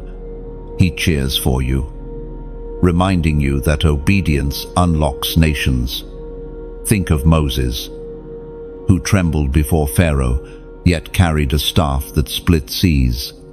He shouts that weakness does not disqualify you. Think of David, overlooked by his own family, who slew giants with faith and a stone. He urges you not to despise small beginnings. Think of Esther, who risked her life for her people, who whispers courage into your spirit, reminding you that your yes can deliver many. And beyond these biblical giants, there are others, ancestors who prayed prayers you never heard, who sowed seeds in tears you never saw, who longed for breakthroughs they did not live to witness. They are watching now, witnessing in you the answers to their prayers, the fulfillment of their sacrifices. You are not the first link in this chain of faith. You are a continuation of a story much older than yourself. Chosen one. Life is bigger than your moment. You are part of a tapestry woven across centuries. The unseen intercessors have run their portion. Now they watch as you run yours. They do not envy you. They cheer you. They do not scorn your struggle. They understand it. For they once bore their own. And they cry out with urgency, "Do not stop now. Do not waste your pain. Do not forget your calling." Their presence reminds you that the battle you fight is not just for yourself. It is for the prayers of those who came. Every step you take in obedience honors their faith and prepares the way for those yet to be born. This is why you cannot quit.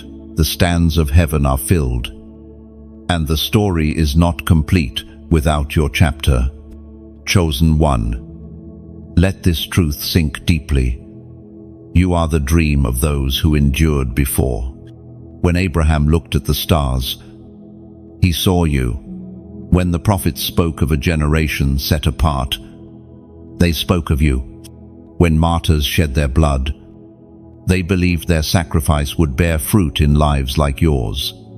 You are living proof that their faith was not in vain. Imagine for a moment a relay race. One runner sprints with all their might, hand extended, passing the baton to the next. They collapse, exhausted but confident, because the race is still alive in the next runner's grip.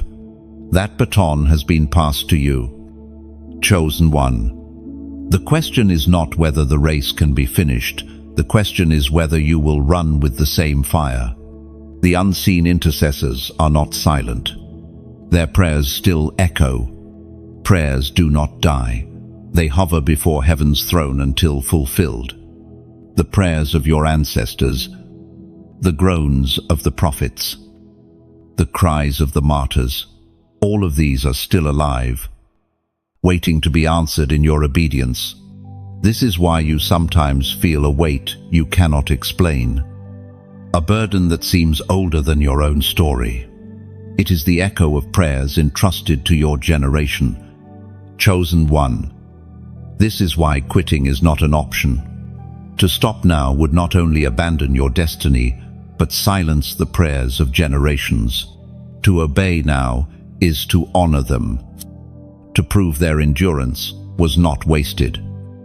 To complete the circle they began. Your yes is not small, it is the fulfillment of centuries of faith. Think of the Roman arenas where early believers faced lions, choosing death rather than denying their Lord.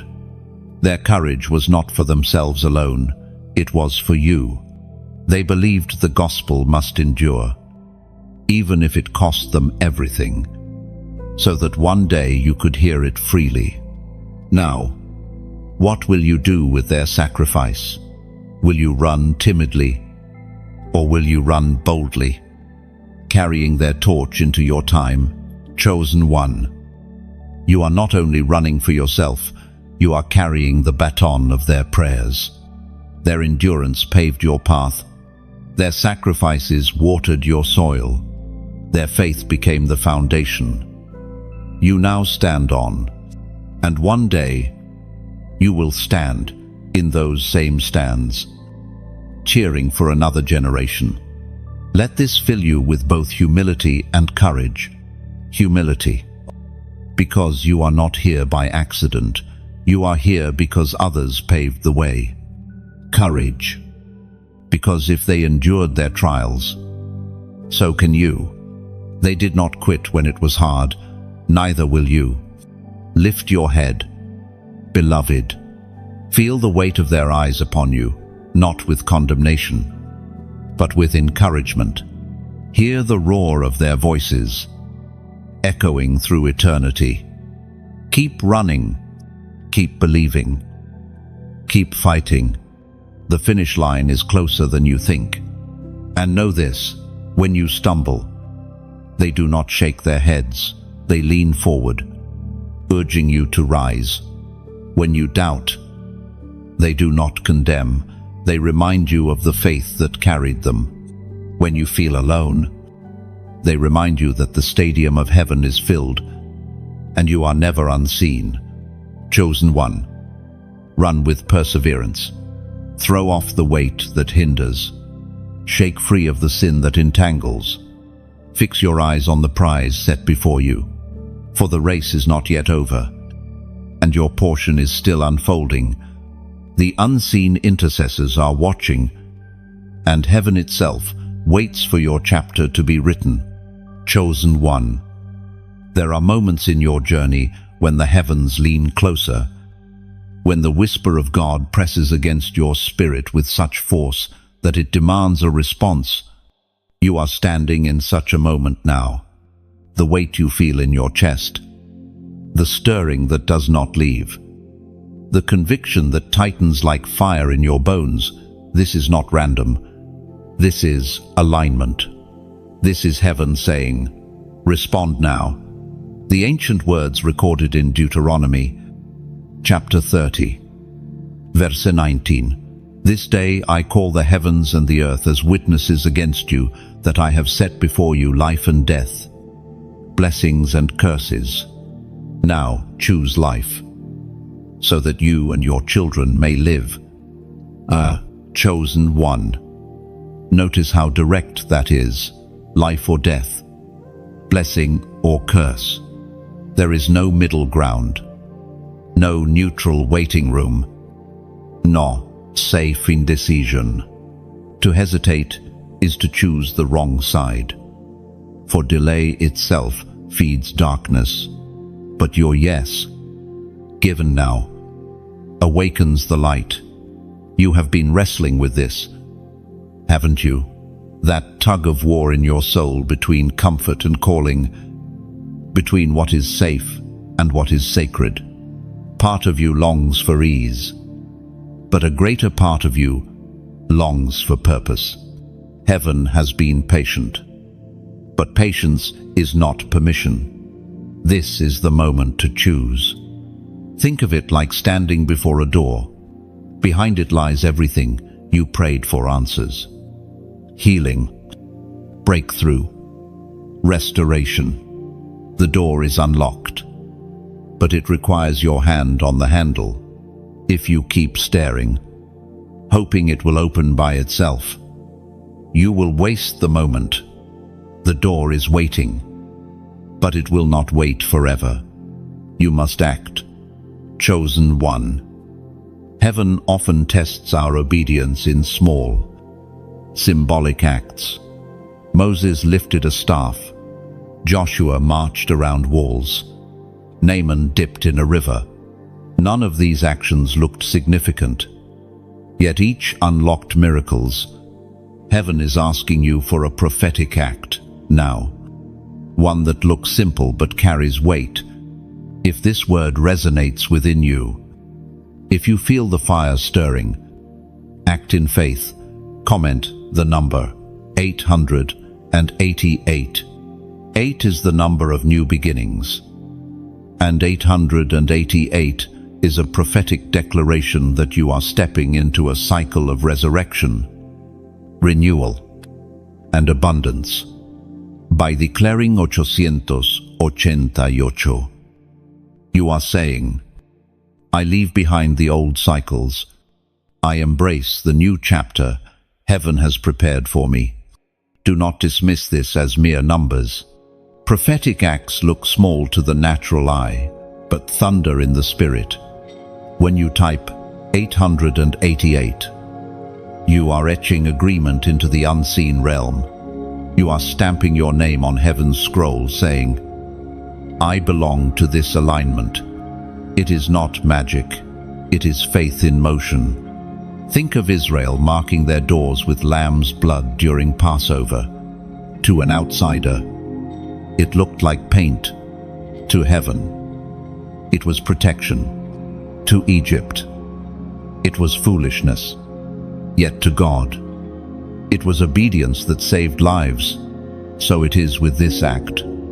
To some, it is just numbers, but to heaven, it is covenant. Chosen one. Do not underestimate the ripple.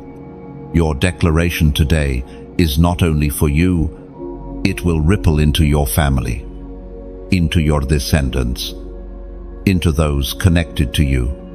By aligning with the prophetic meaning of 888, you are declaring that cycles of incompletion are broken. You are stepping into resurrection, life, into wholeness, into the unending flow of abundance. You know this struggle too well, don't you? Seasons where you started strong but stopped midway. Projects abandoned. Prayers left unfinished. Callings delayed. This pattern has tried to follow you, to convince you that you were not made for completion. But heaven declares otherwise. You are not marked by failure. You are marked for new beginnings. 880. 8 is your reminder that what God resurrects cannot be buried again, and what He renews, no one can destroy. Chosen one. This prophetic act will anchor you in moments of doubt.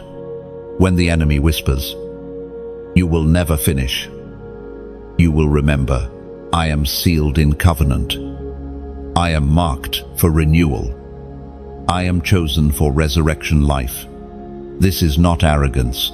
It is agreement with what heaven already decreed over your life. Do not be casual with this. Numbers hold prophetic resonance because they echo heaven's design. 3/8, the fullness of new beginnings. This is why heaven pressed it upon you now. Not 111, not 333, not 555, not 777. This is 888. This is resurrection. This is abundance. This is your sign that what was dead will live again. What was lost will be restored. What was delayed will now be accelerated. Chosen one. Take this step boldly. Do not fear being misunderstood. Noah was mocked. Moses was doubted. Jesus himself was despised.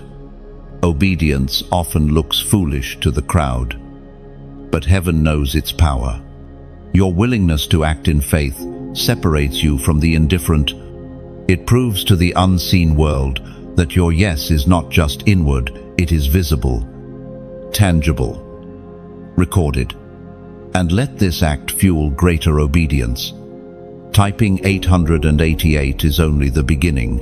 It is the spark that ignites the fire. Once you declare it, walk it. Step into choices that reflect resurrection, life. Step into decisions that reflect new beginnings. Do not say 888 with your fingers and then live in the shadows of old cycles. Let your declaration shape your steps.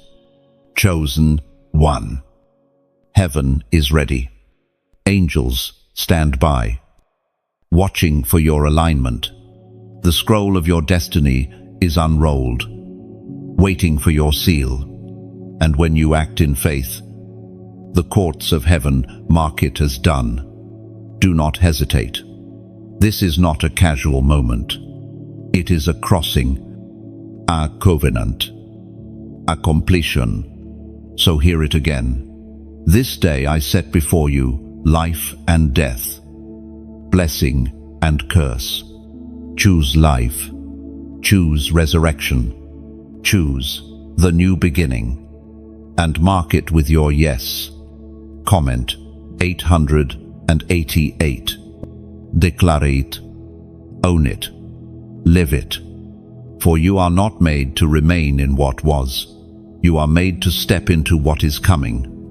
And heaven will perfect what concerns you. Chosen one. There is a mystery woven into your life that you have only begun to glimpse. It is the mystery of transformation, not the outward kind that men applaud, but the deep, unseen work that heaven initiates in your soul. Transformation is not cosmetic, it is alchemical. It takes the raw material of your pain, your failures, your hidden struggles, and reshapes them into glory. What once seemed like ashes becomes the very oil of anointing. What once felt like weakness becomes the platform of strength. The apostle reminds us in his letter to the Romans, chapter 8, verse 28, "And we know that in all things God works for the good of those who love him, who have been called according to his purpose." Well, notice that it does not say some things, nor does it promise only pleasant things. It declares all things, even the betrayals, even the tears, even the seasons of silence. God takes them, gathers them, weaves them into a tapestry you cannot yet see. This is the transformation at work in you now. Chosen one. Transformation often feels like breaking. A seed must split open in the soil before it can sprout. A cocoon must confine a caterpillar before it can emerge as a butterfly. A lump of clay must endure pressing, shaping, and fire before it becomes a vessel. None of these stages look glorious, yet each is essential. So it is with you. The breaking was not destruction, it was preparation. Think of your life as a mosaic. Broken pieces, shards of glass, fragments of seasons that did not make sense. Alone. They seem jagged, painful, meaningless. But when heaven arranges them, they form a picture of beauty. The very fragments you despised become the colors of your destiny. Without them, the image would be incomplete. That is transformation. Chosen one. You may wonder why the process felt so long, why the breaking seemed relentless. It is because shallow change can happen quickly. Deep transformation takes time. A wound may scab in days, but true healing of the soul takes seasons. A tree may sprout leaves in spring, but its roots strengthen through years. Heaven was not rushing your process because heaven was securing your foundation. Transformation also requires fire. The refining fire does not come to destroy but to purify. Gold cannot shine without the furnace. Silver cannot reflect without the flame. And you, beloved, cannot reveal your truest glory without the fires you endured. Every trial was heat, every hardship a refining. It burned away what was false, leaving what was eternal. Do you see it now? The strength you carry today was forged in yesterday's fires. The compassion you extend now was born from the tears you once cried. The wisdom you speak now was learned through the silence that once frustrated you. Transformation has already been working, even when you did not recognize it. Chosen one. Heaven delights in transformation because it reflects the very nature of God. He takes dust and forms life. He takes crosses and turns them into thrones. He takes graves and transforms them into gardens. Transformation is the language of heaven, and you are one of its living testimonies. Yet understand this, transformation is not complete until it overflows. A seed does not split just for itself. It grows into a tree that shelters others. A butterfly does not emerge to remain hidden. It flies, pollinates, and spreads life. A vessel does not endure fire to sit empty. It is filled and poured out. So too with you. Your transformation is not only for your sake, but for those heaven has assigned to your life. Chosen one. People will look at you and marvel, not because you were perfect, but because they will recognize the transformation. They will see the scars and realize they did not destroy you. They will hear your story and realize it was meant to silence you, but instead gave you a voice. They will witness your joy and know it came not from ease, but from endurance. And in that moment, your life will become a sermon without words. Think also of Joseph, betrayed by brothers, thrown into a pit, sold as a slave, locked in a prison. Each stage felt like loss, yet each was a step toward transformation. By the time he stood before Pharaoh, he was no longer the naive boy with dreams. He was the wise man forged by trials. His transformation not only saved himself, but preserved nations. That same Joseph-like transformation is upon you, chosen one. Do not despise the days of cocoon. Do not curse the soil that hides the seed. Do not fear the fire of refining. These are not signs of abandonment, they are proofs of transformation. Heaven is not breaking you to end you. Heaven is shaping you to reveal you. And when the process feels unbearable, remember this: the potter never abandons the clay on the wheel. His hands remain steady, shaping, pressing, smoothing. Even when the vessel feels the spinning, the fire may roar, but the potter watches closely, ensuring you are not destroyed. Your transformation is in his hands, and his hands do not fail. Chosen one, one day soon you will look back at the fragments, the fire, the cocoon, the soil, and you will not see ruin, you will see revelation. You will say, "It was good that I was afflicted, for through it I saw the hand of God." You will realize that the tears watered seeds, that the pain carved wisdom, that the silence birthed strength. That is the power of transformation. Lift your head.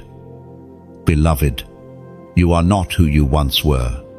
The breaking has birthed beauty. The fire has refined you. The soil has hidden you, only to grow you. Transformation is not coming, it is already here. And heaven smiles as you emerge. Radiant, refined, ready, chosen one. There is a truth you must hold on to. The journey of destiny is never meant to be walked alone. Even lions move in prides.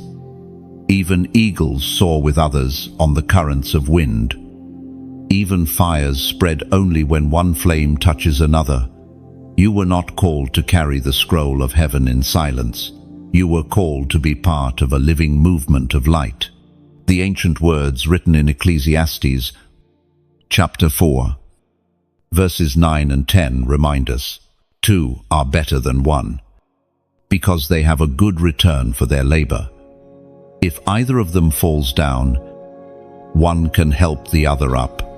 But pity anyone who falls and has no one to help them up." Chosen one. Heaven's wisdom is clear, together is stronger. Alone, a spark may flicker and fade. Together, sparks become a blaze that cannot be ignored. Alone, a soldier may grow weary. Together, they form a shield wall that no enemy can penetrate. Alone, a seed may be trampled in the soil. Together, a field of harvest rises to feed nations. This is why community, connection, and shared fire matter. And this is why I must speak to you gently but directly. Every act of engagement, your like, your share, your subscription, your giving is not just interaction. It is participation.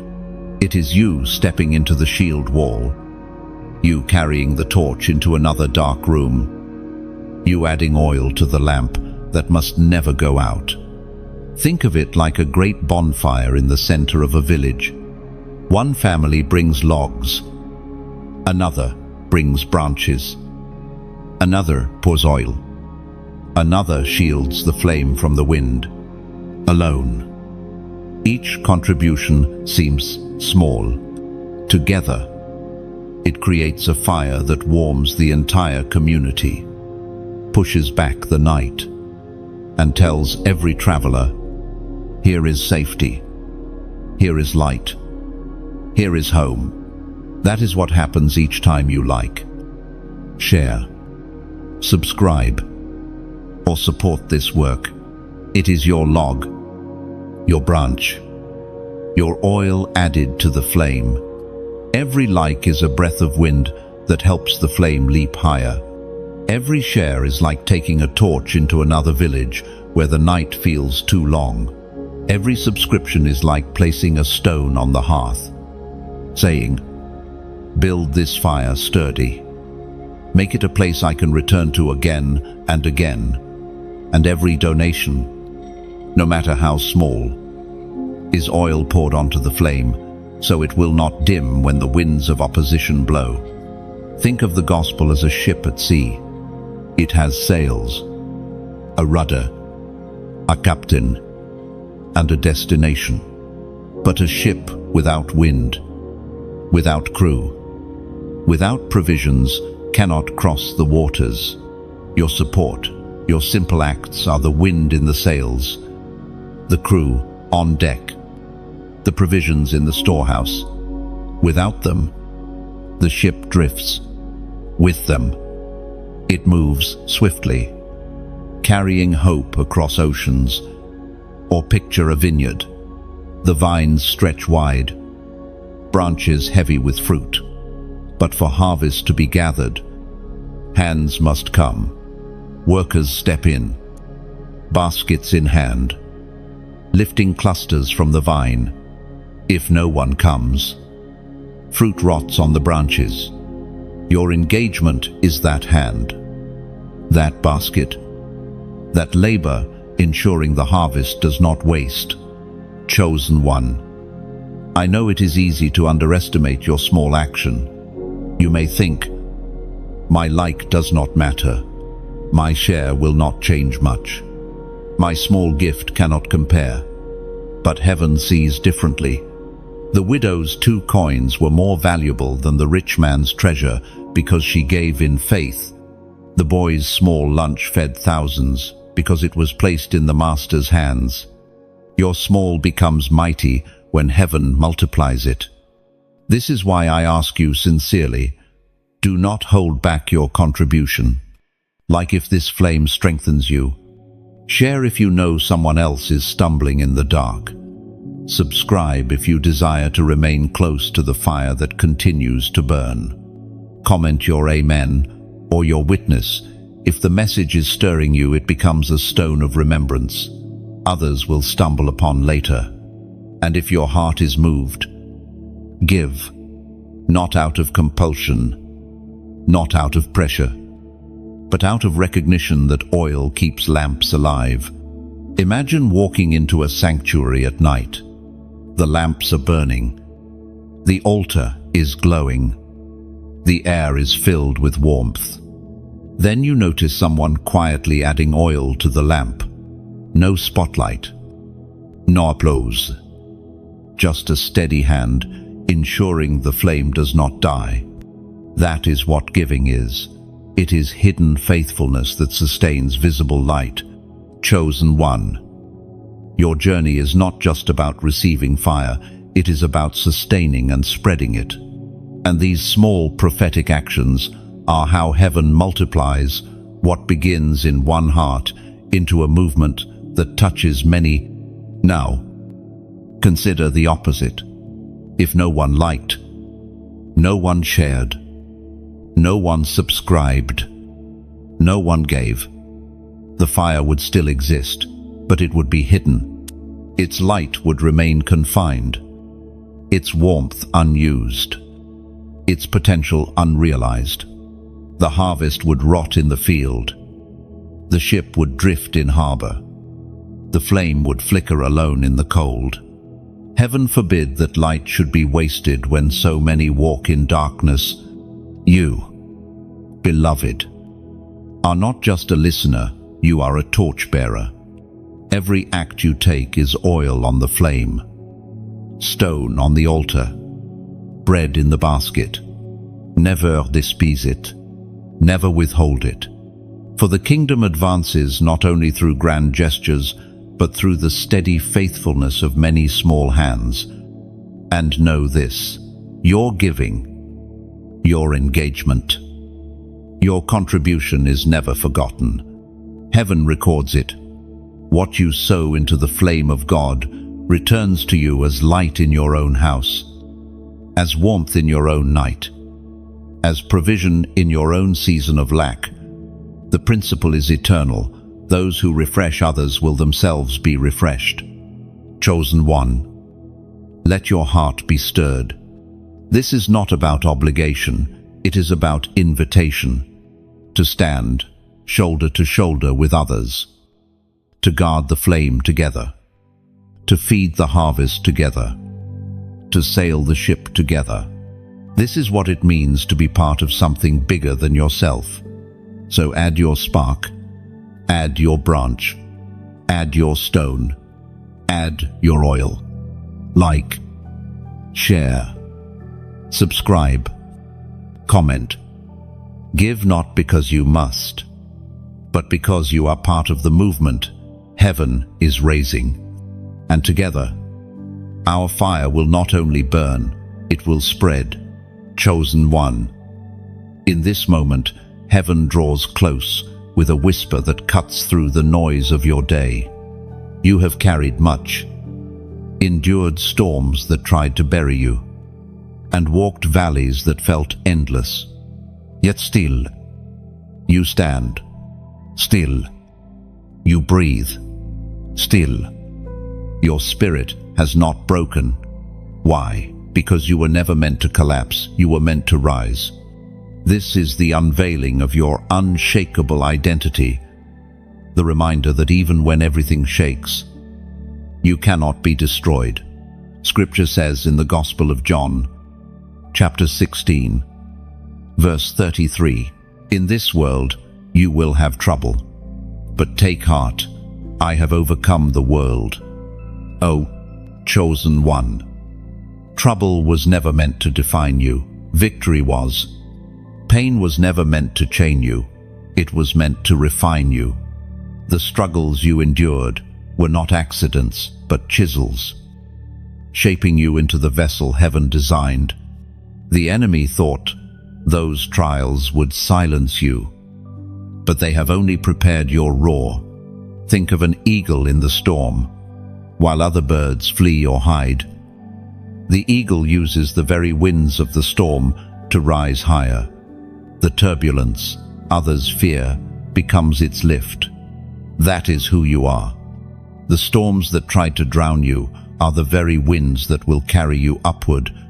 But there is something heaven is asking you to do in this moment, not just to listen, but to declare. Because declaration is not empty, it is prophecy in motion.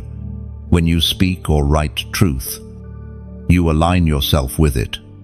You fasten your heart to the word. You step from hearing into becoming. So I call you now, with love and holy urgency, to leave a mark of your agreement. Write this simple but mighty declaration in the comments. I stand firm. End quote. It is only 3 words. Yet it is thunder in the spirit. When you type it, you are declaring to heaven, to yourself, and to every watching spirit that no matter the shaking, no matter the pressure, no matter the delay, you will not bow, you will not break, you will not turn back. Do you understand the weight of such a declaration? In the natural, it looks like text. In the spiritual, it is like planting a banner in the battlefield. It is like driving a sword into the ground and saying, "Here I make my stand." Heaven hears it, hell fears it, and your own soul is strengthened by it. Think of Shadrach, Meshach, and Abednego in the fiery furnace. Their declaration was not, "We hope God saves us." It was, "Even if he does not, we will not bow." That was their stand, and heaven honored it by walking with them in the fire. Your declaration carries the same force. By saying, "I stand firm," you echo their courage. Chosen one. You may feel the shaking around you. Finances unsteady, relationships strained, dreams delayed, health challenged. Yet none of these define your identity. You are not the storm, you are the unshakable one within it. The enemy trembles when you realize this, because he cannot move someone who has already decided, "I stand firm." Imagine a lighthouse in the midst of crashing waves. Storms beat against it night and day. Yet it does not topple. Why? Because its foundation was dug deep into the rock. That is you. The waves may crash, but your foundation is not sand. It is the rock of ages. And when you declare, "I stand firm," you are not claiming your own strength. You are confessing your reliance on the one who holds you. You are saying, "I may bend, but I will not break, because God Himself upholds me." This is more than inspiration. It is warfare. Because every time you declare truth, you silence a lie. The enemy whispers, "You will not make it." You answer, "I stand firm." He says, "You are finished." You answer, "I stand firm." He says, "You are alone." You answer, "I stand firm." With every response, you weaken his grip and strengthen your own soul. Chosen one. Let me remind you, standing firm does not mean standing still. It means you are unmoved in purpose, even while you move forward in obedience. It means your anchor is fixed, even as your sails catch new winds. You are not frozen, you are fortified. And when others see you stand, they too will rise. Your declaration will ignite theirs. Just as soldiers on a battlefield take courage when they see their comrades hold the line, so too will others be emboldened when they see your stand. You may think your words are small, but they are a rallying cry for someone else's weary heart. Do not despise this act. Heaven has chosen moments like these to seal faith with simple obedience. Writing, "I stand firm," is your covenant with resilience. It is your yes to endurance. It is your amen to heaven's word. Chosen one. Pause now and let this truth settle. The storm cannot outlast you. The fire cannot consume you. The valley cannot bury you. Why? Because the overcomer lives within you, and he has already declared the end from the beginning. You will not only stand, you will stand until the victory is revealed. So take courage, lift your head, declare it boldly. Plant your banner on the battlefield of faith. Heaven is watching. Angels are cheering. And the cloud of witnesses leans in to echo your stand. You are not forgotten, not abandoned, not defeated. You are firm, unshakable, chosen. Now, let your fingers prophesy. Write it once. Write it with faith, "I stand firm." And let that declaration ripple through eternity. Chosen one. There are seasons when silence itself becomes the battlefield.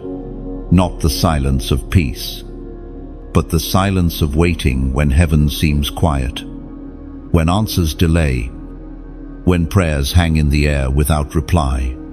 These are the hardest seasons, for in them your faith is tested, not by storms outside, but by the stillness inside. Yet it is in this silence that some of the deepest work is done, as was spoken in the sacred texts of old. The Book of Lamentations, chapter 3, verse 26. It is good to wait quietly for the salvation of the Lord. Notice the weight of that phrase. It is good.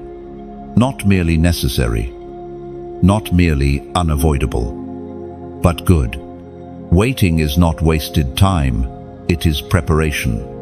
The silence you endure is not emptiness, it is incubation. Heaven hides certain things in stillness because treasures require time to form. Chosen one. Think of seeds buried in the ground. When you plant them, nothing appears to happen for days, weeks, sometimes months. Yet beneath the soil, Roots are forming. Foundations are spreading. Life is stirring unseen. The silence of the soil is not death. It is process.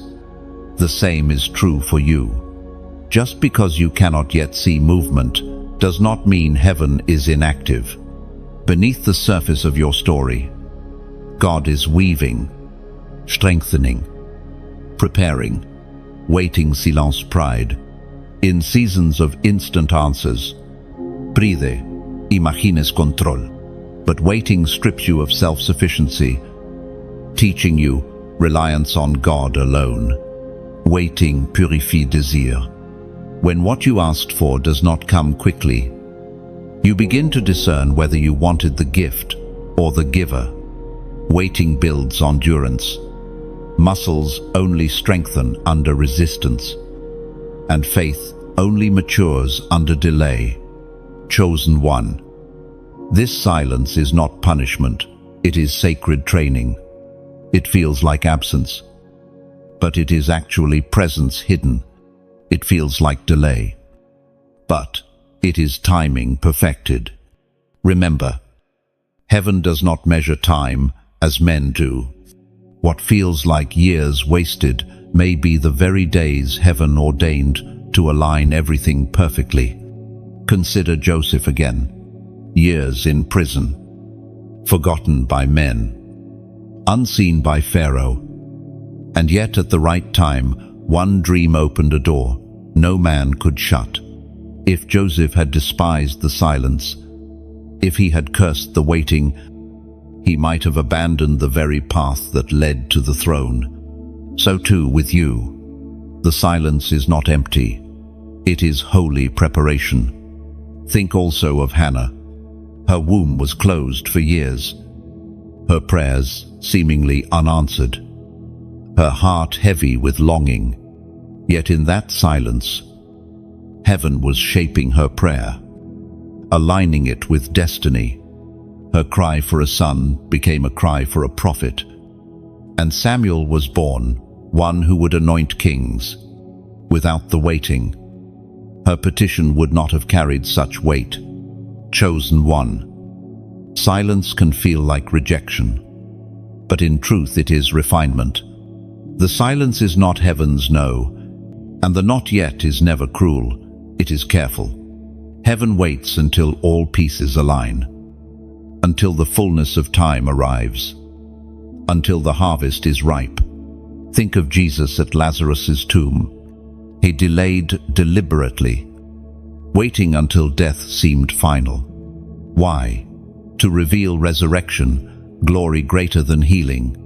The waiting intensified the miracle.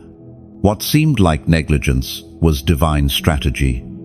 The same is true for you. The delay is setting the stage for a greater revelation. Chosen one. Let this sink deeply. The silence is not empty space. It is the canvas on which heaven paints its masterpiece. You are not forgotten in the waiting. Every tear is recorded. Every sigh is heard. Every whispered prayer is kept. The silence is full, even if your ears cannot yet hear it. What, then, must you do in such seasons? Anchor yourself. Anchor in the Word. Anchor in prayer. Anchor in the memory of past faithfulness. Recall the times when God did answer, when heaven did break through, when miracles did come. Let yesterday's testimonies strengthen today's silence, and guard your heart. In silence, the enemy loves to whisper lies. God has forgotten you. You are not chosen. Your prayers are wasted. Do not entertain these shadows. Answer them with truth. Declare, though I wait, I am seen. Though I do not hear, I am heard. Though I cannot see, I am guided. Your declaration in silence becomes a weapon of warfare. Chosen one. The silence is also an invitation to listen deeper. Sometimes God does not speak loudly because he wants to draw you closer. The whisper requires intimacy. Requiert, leaning in, requires stillness. Do not despise the whisper. It carries more power than the shout, for it brings you face to face with the heart of God. Picture a weaver at his loom. Threads cross and interlace in silence. The pattern invisible until the weaving nears completion. Each thread seems random. Yet at the end, a tapestry emerges. So too with your waiting. Each silent day is a thread. When the weaving is revealed, you will marvel at the design. So endure. Chosen one. Wait quietly. But wait with expectation. Silence does not mean absence, it means strategy. Delay does not mean denial, it means design. You are not stuck in the pause, you are being prepared for the release. One day, the silence will break. The trumpet will sound. The answer will come. The vision will manifest. And when it does, you will realize the silence was not wasted. It was necessary. It shaped you, purified you, anchored you, so that when the promise arrived, you could carry it well. Lift your eyes. Beloved, do not fear the quiet. Do not despise the stillness. For even here, in the silence, heaven is near. And one day soon, you will see that the silence was not empty after all. It was full of God's hand at work. Chosen one. Have you ever felt the weight of a mantle before it fully rests upon you? It is like sensing the shadow of something larger than yourself. A cloak, woven not by human hands, but by divine intention.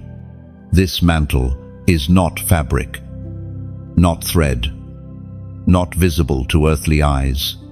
It is spiritual authority, responsibility, and anointing, crafted in heaven and measured precisely for your shoulders. And whether you have realized it or not, heaven has been preparing you to wear it. The voice of God thundered in the book of Exodus, chapter 19, verse 6, "You will be for me a kingdom of priests and a holy nation." In Chosen One, this is not casual language. It is not the invitation to live ordinary lives of survival, but to step into extraordinary roles of intercession, leadership, and consecration. A kingdom of priests, a holy nation. This is the mantle, and though the mantle feels weighty, it is not meant to crush you. It is meant to reveal you. Consider Elijah and Elisha. Elijah's cloak represented not just clothing, but calling. When it fell upon Elisha, it signified a transfer of authority, an inheritance of spiritual weight. Elisha did not simply receive power, he received responsibility. He had to choose to carry what was given. That is the mantle you sense now, not borrowed from another, not copied from history, but uniquely measured for you. Chosen one. Mantles are always preceded by testing. Before Joseph wore the mantle of leadership, he wore the chains of slavery. Before David wore the mantle of kingship, he carried a shepherd's staff. Before Esther wore the mantle of royalty, she endured obscurity and risked death. The mantle is never cheap. It is purchased with endurance, obedience, and trust, forged in hidden places. That is why your journey has been heavy. Heaven has been shaping your shoulders to carry what is coming. Every hardship has stretched your spirit. Every loss has widened your capacity. Every prayer in silence has deepened your endurance. You were not being broken, you were being fitted. The mantle also sets you apart. It will make you misunderstood. because others may see you as ordinary, while heaven sees you as marked. Joseph's brothers despised him for his dreams, not realizing the dreams were previews of his mantle. David's family overlooked him, not realizing the oil was reserved for his head. When you carry a mantle, you cannot expect universal applause. Sometimes your separation is proof of your calling. Chosen one. The mantle is also generational. It does not begin with you, nor end with you. It is connected to prayers of those before you and destinies of those after you. You are a link in the chain. The mantle you wear carries echoes of ancient faithfulness and seeds of future victories. This is why it feels so heavy.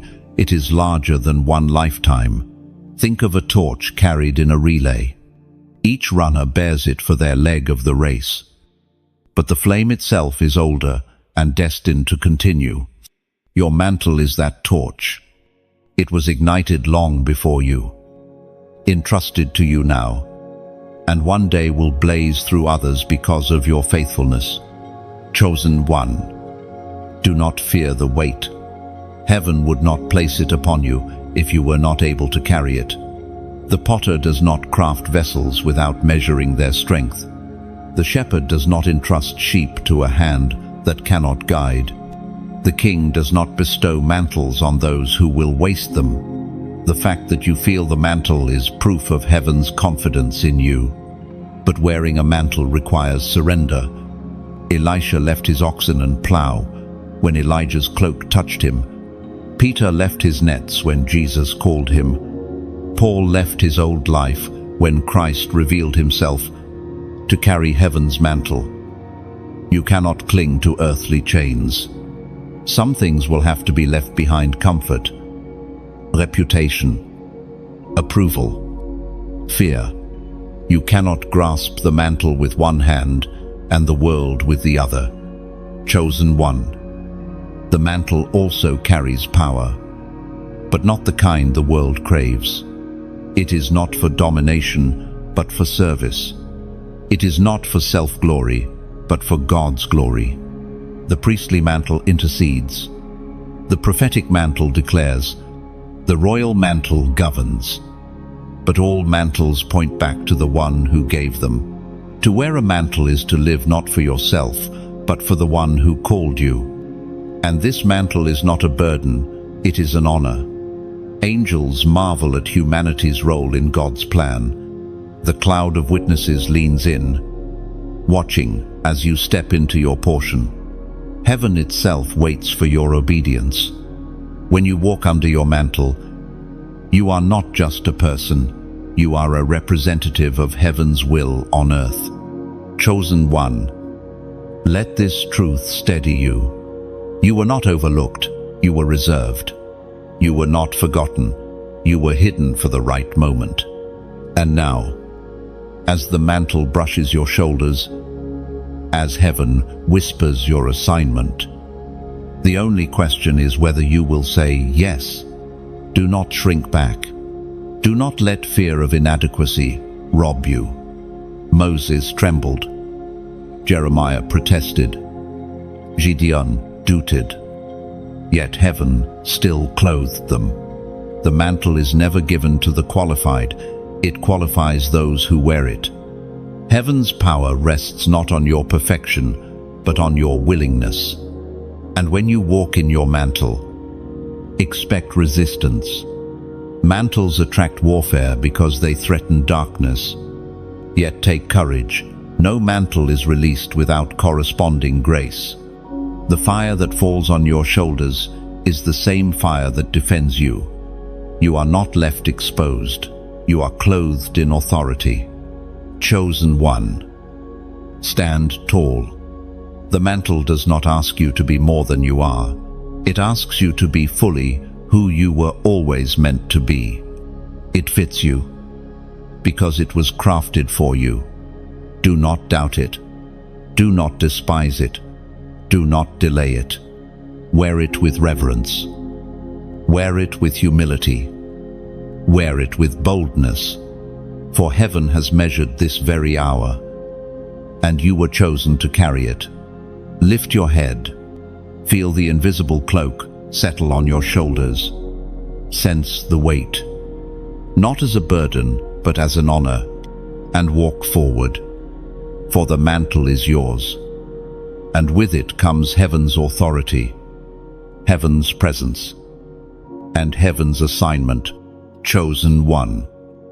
The heavens are not silent over you. Right now, there is a trembling in the unseen, a stirring in the courts of heaven. For your name has been spoken. You have reached a threshold moment, the kind that does not come often but shifts the entire trajectory of your life. You can feel it in your spirit, that mix of holy fear and holy fire. Do not ignore it. This is not coincidence. It is divine alignment. The prophet Elijah spoke as recorded in the first book of Kings, chapter 18, verse 21. How long will you waver between two opinions? If the Lord is God, follow him. But if Baal is God, follow him. And this is the same crossroad you now stand upon. Wavering days are over. Indecision is itself a decision. And heaven calls you to choose with clarity. Not halfway. Not maybe. Not someday. Today. This hour. This moment. Chosen one. The urgency is not because heaven is impatient.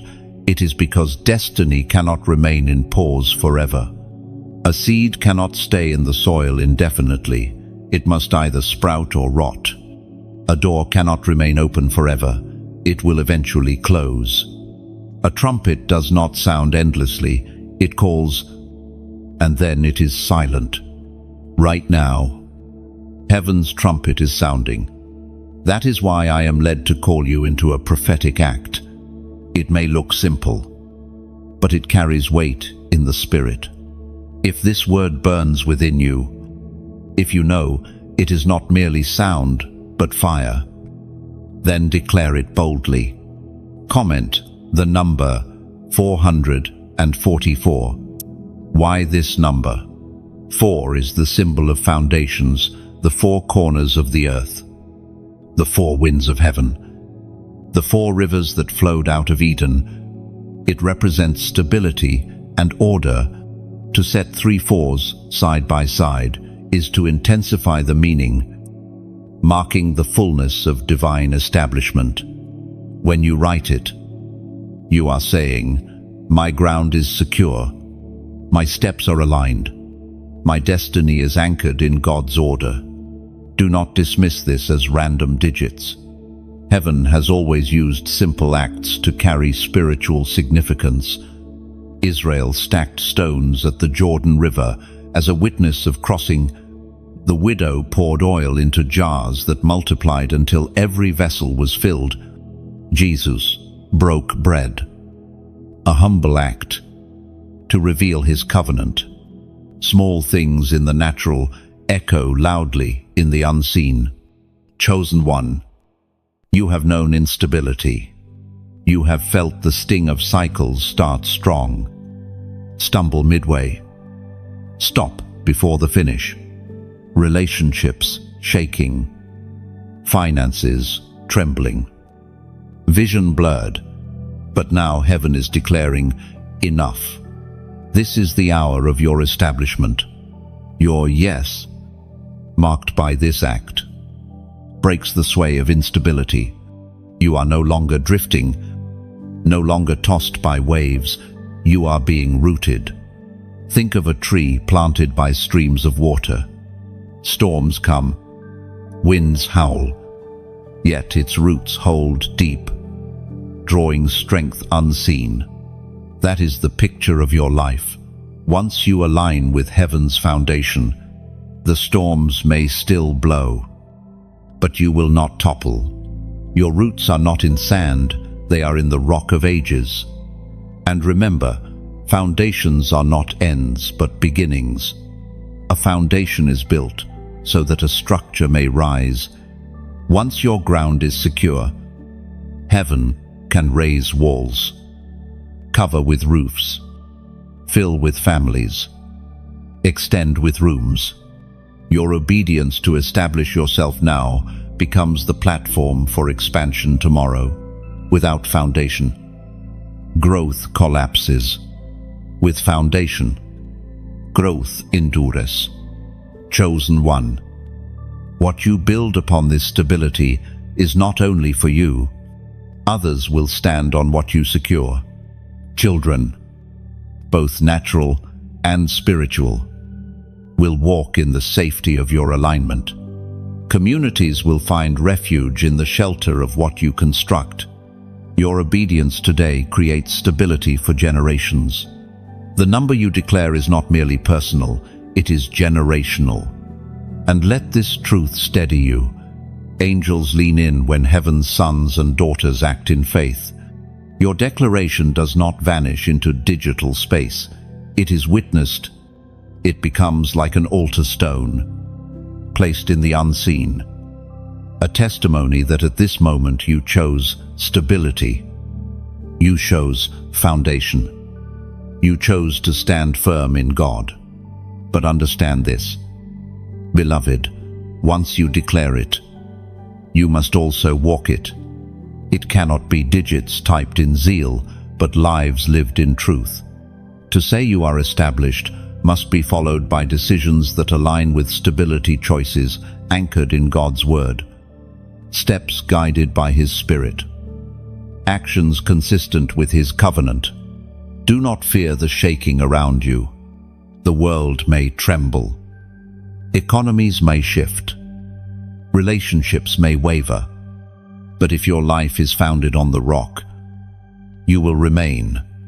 As Jesus said, the wise man builds upon the rock, though the rains descend and floods rise. His house stands unmoved. That is your story, unmoved. Unshaken, unbroken, chosen one. Hear it once more. How long will you waver? That question is pressed against your spirit right now. Your answer is not just inward, it must be declared outwardly. This is why the number matters. It is a seal of your yes. So comment it once. With faith. Let it be a marker in your story. A line drawn in the sand. A stake driven into the ground. When doubts come, you will look back and remember, I chose foundation. I chose order. I chose to be established. Heaven waits for your echo. Let it resound in faith. And let the unseen world tremble at your stability. Chosen one. You have walked through fire and storm. You have endured silence and testing. And yet here, you are still standing. Still chosen. Still burning with purpose. Do you know why? Because heaven has never let go of you. Even in your darkest nights, there was a hand holding your steps, steady. A whisper carrying you forward.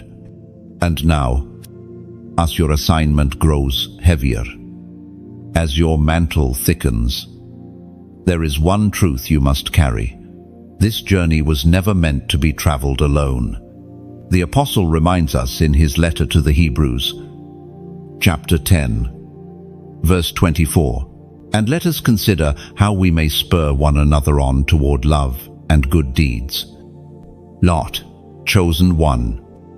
You were designed for community, for shared fire, for shoulders joined together.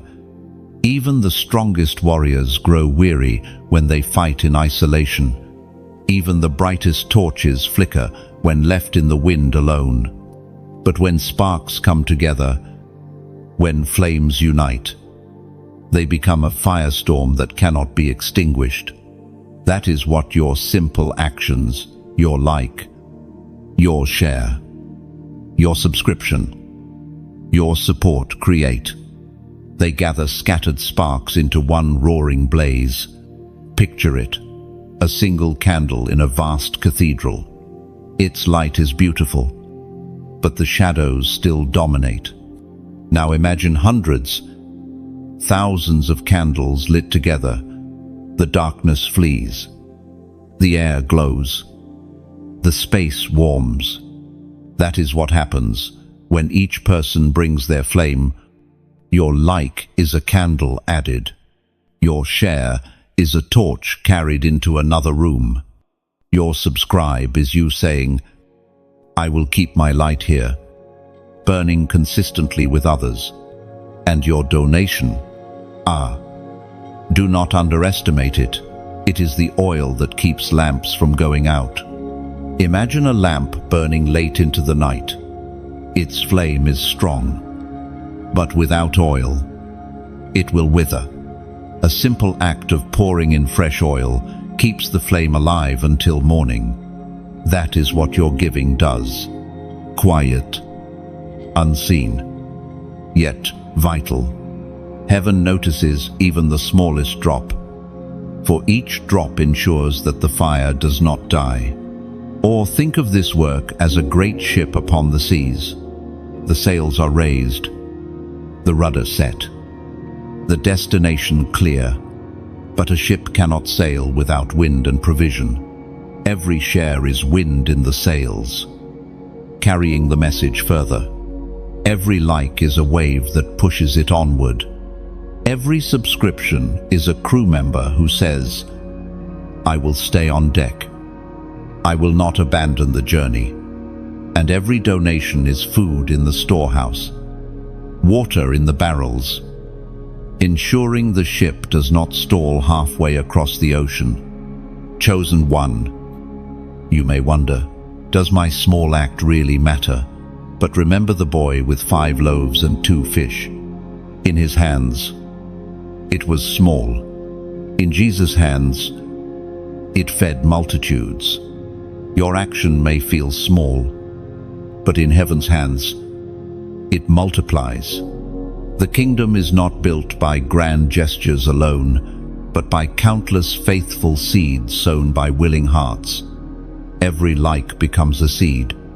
Every share is a branch extending outward. Every subscription is a root going deeper.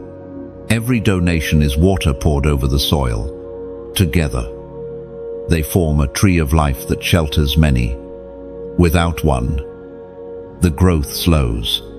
With all, the growth flourishes, unshakable and abundant. Chosen one.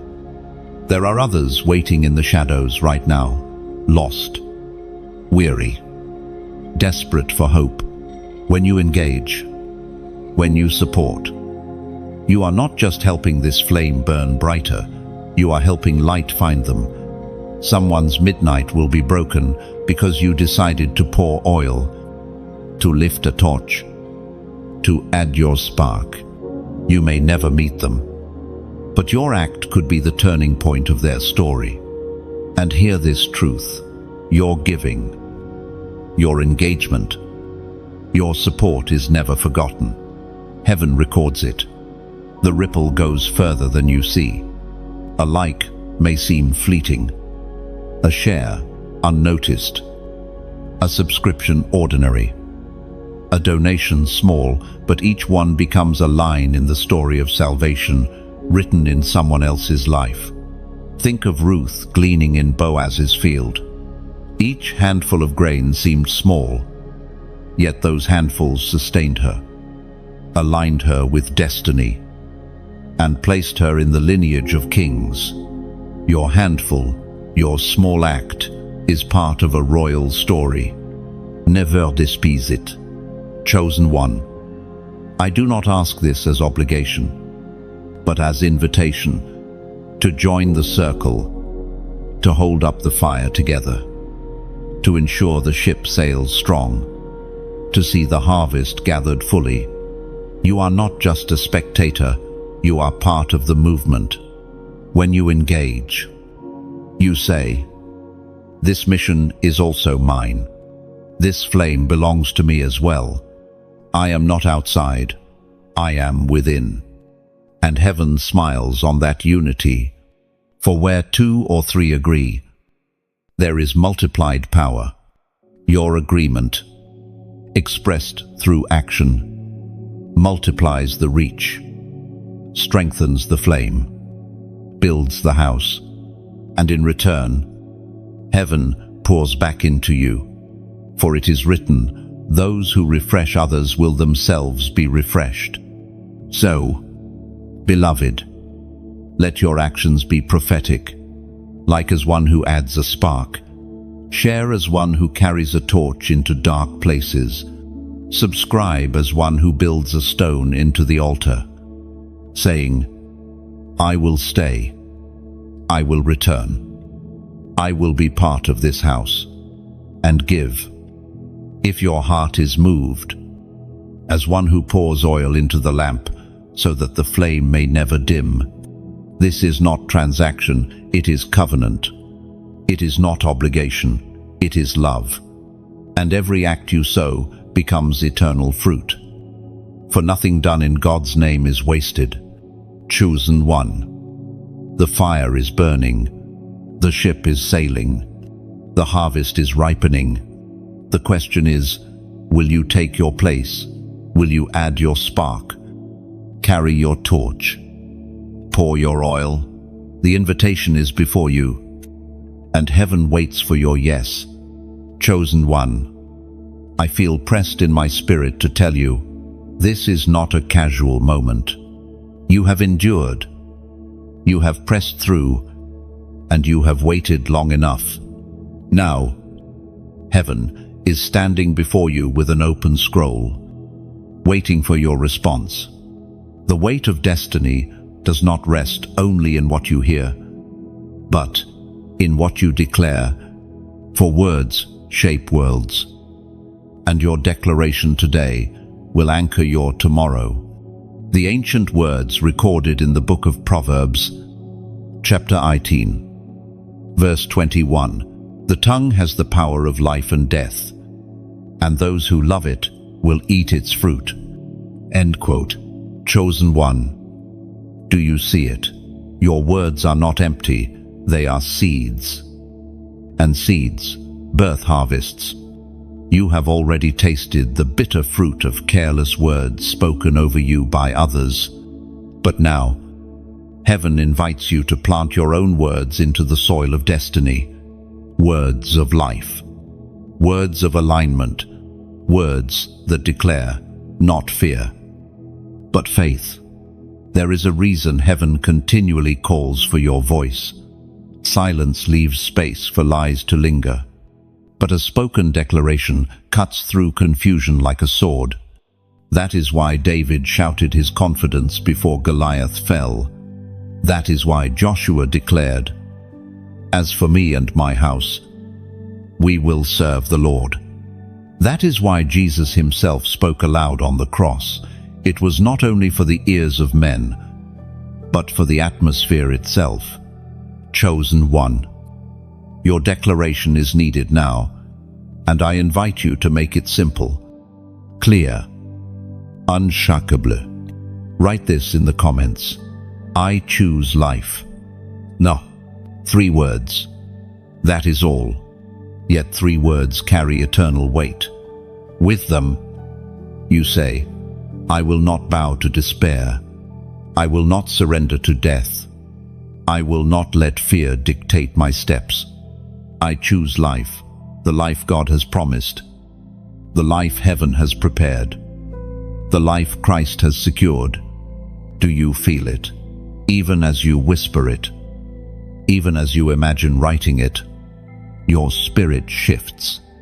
The heaviness begins to lift. Why? Because you are agreeing with heaven, and agreement is powerful.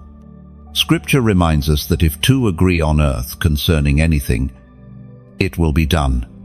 When you declare, I choose life, you are agreeing with the very heart of God, who said, I set before you life and death, now choose life. But let me show you why this is more than words. When you declare, I choose life, you are breaking cycles of death that have stalked your family line. You are canceling agreements with despair whispered in moments of weakness. You are severing the grip of hopelessness that tried to suffocate you in silent nights. You are opening doors for joy to flood in, for peace to reign, for light to break through. Think of Israel at the edge of the promised land. They could either choose fear, seeing giants, impossibility, death, or choose life, believing God's promise, stepping forward in faith. Most chose fear, and they wandered for decades. But Joshua and Caleb said with their mouths, "We can take the land." That declaration set them apart, and they lived to see the promise fulfilled. So it is with you. Many may choose fear, may bow to despair, may remain silent, but not you. You are a Joshua, a Caleb, a David, a chosen one who dares to declare life when others only see death. Chosen one, I urge you, do not brush past this. Do not say, "It's just words." Words are the currency of the Spirit. They are the keys that open and close doors. With words, heaven created the universe. With words, prophets called down fire. With words, Jesus rebuked storms. And with your words today, you can shape your atmosphere. When you type, "I choose life," you are not only declaring it for yourself, you are declaring it for your children, for your household, for your future. You are placing a banner over your bloodline saying, "From this day forward, life reigns here." You are leaving a mark that outlives you. Chosen one. Do you realize the ripple this creates? Someone weary, scrolling in despair, may stumble upon your declaration and find the courage to echo it. Someone ready to give up may see your words and realize they are not alone. Your comment becomes more than text. It becomes a spark, a seed, or lifeline. And when the enemy comes back with whispers, "You won't make it. You are finished. Death is stronger," you will have your own declaration to answer him. You will point back and say, "No, I already chose. I chose life, and heaven sealed it." This is why I tell you with all love and urgency, do not hesitate. Speak it, write it, declare it. Let your voice join with heaven's voice. Let your words align with God's words. Let your comment become a covenant. Chosen one. Imagine standing at the crossroads. One path leads into shadow, into despair, into silence. The other leads into light, into promise, into glory. The choice is in your mouth. All of heaven leans in to hear your answer. The scroll is open. The pen hovers, waiting for your declaration. So I ask you now, say it boldly, with faith. Write it clearly, without fear. I choose life. 3 words that shift eternity.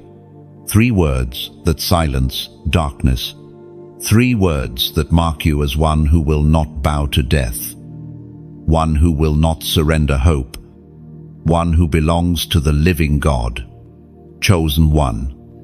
There is a dimension of destiny that few speak of, yet it marks every soul called by heaven, the hidden preparation that no eye sees, the shaping that takes place behind closed doors, away from the applause, far from the spotlight. This is where heaven does its deepest work, chiseling, molding, refining, until the vessel is ready to carry glory without collapsing. And you, beloved, have been in that hidden place. The Word of God declares in the book of Psalms, chapter 139, verses 15 and 16, My frame was not hidden from you when I was made in the secret place, when I was woven together in the depths of the earth. Your eyes saw my unformed body. All the days ordained for me were written in your book before one of them came to be. O chosen one. This is the mystery.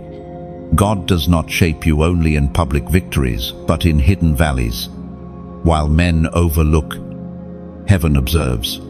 While people forget, God remembers. He has been weaving your story strand by strand.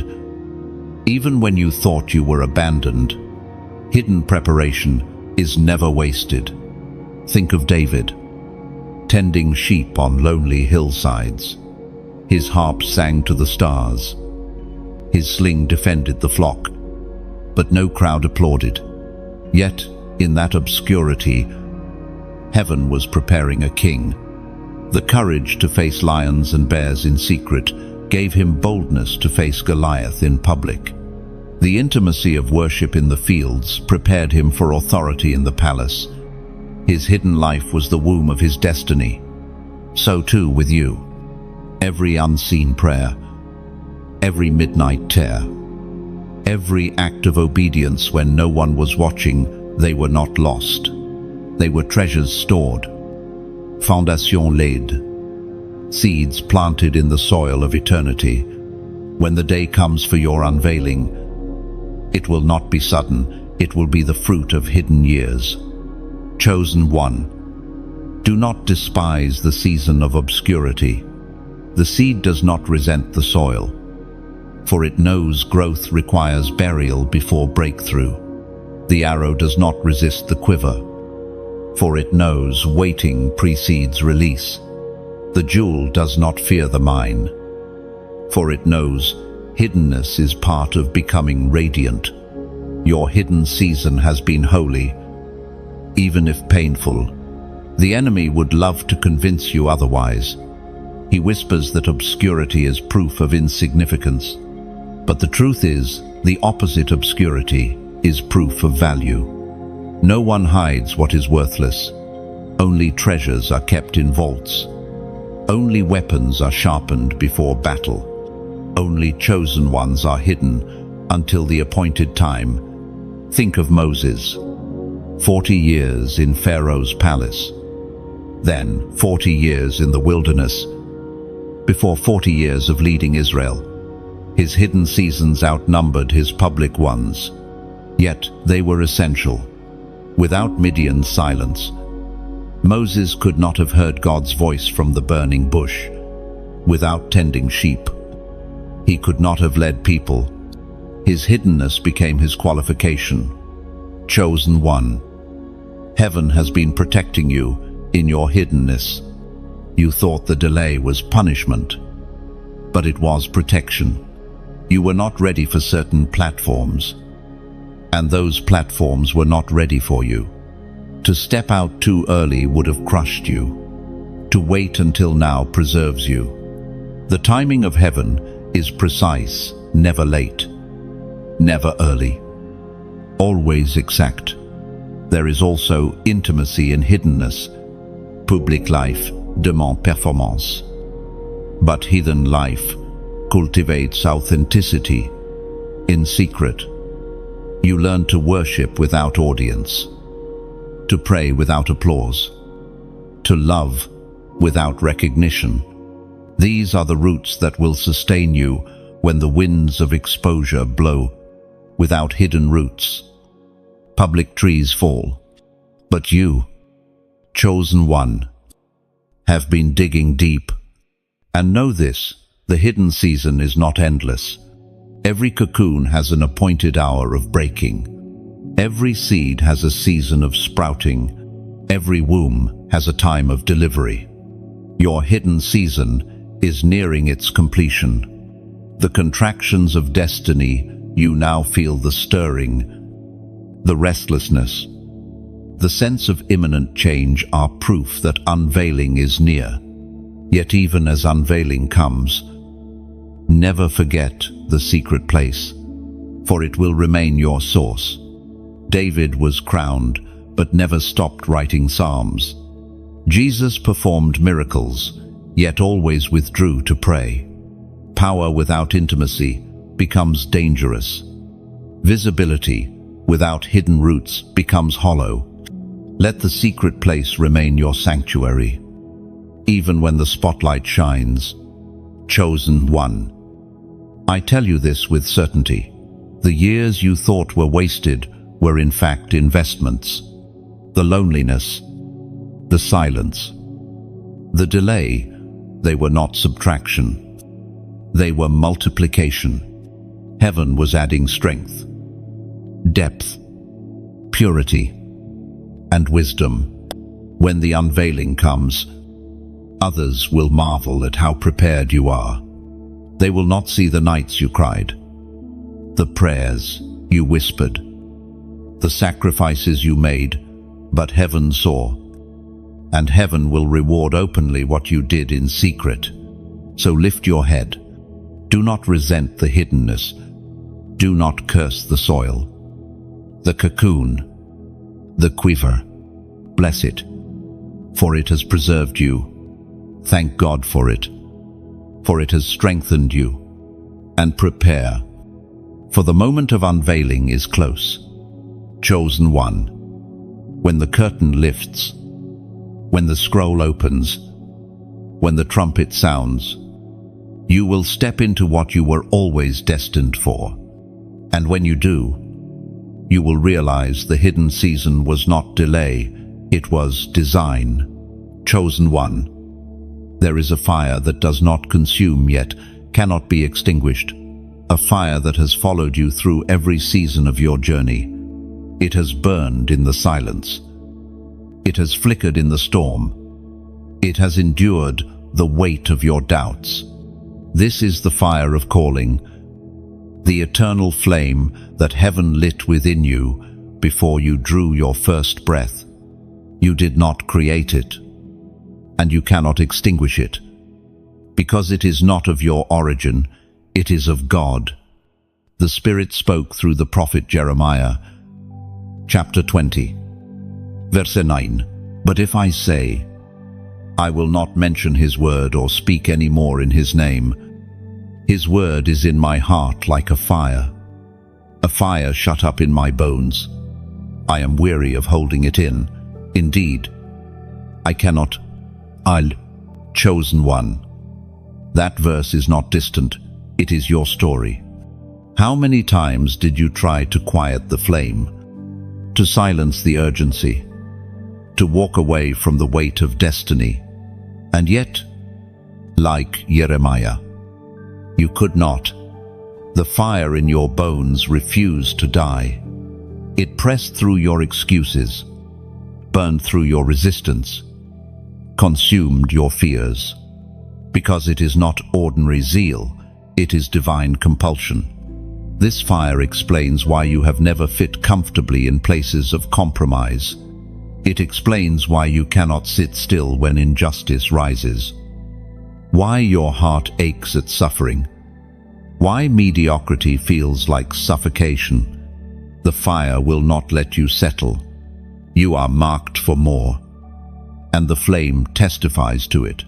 But this fire is not meant to remain hidden. Fire has a nature, it spreads. A single torch can ignite 1,000 others. A single spark can set forests ablaze.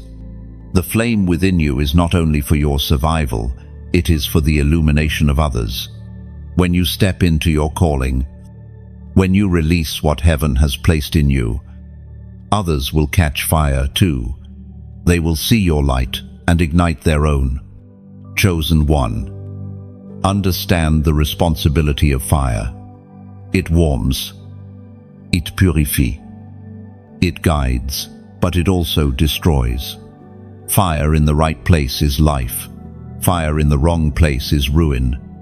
That is why heaven has kept you in refining seasons, teaching you discipline, humility, and purity, not to extinguish your fire, but to ensure it burns holy.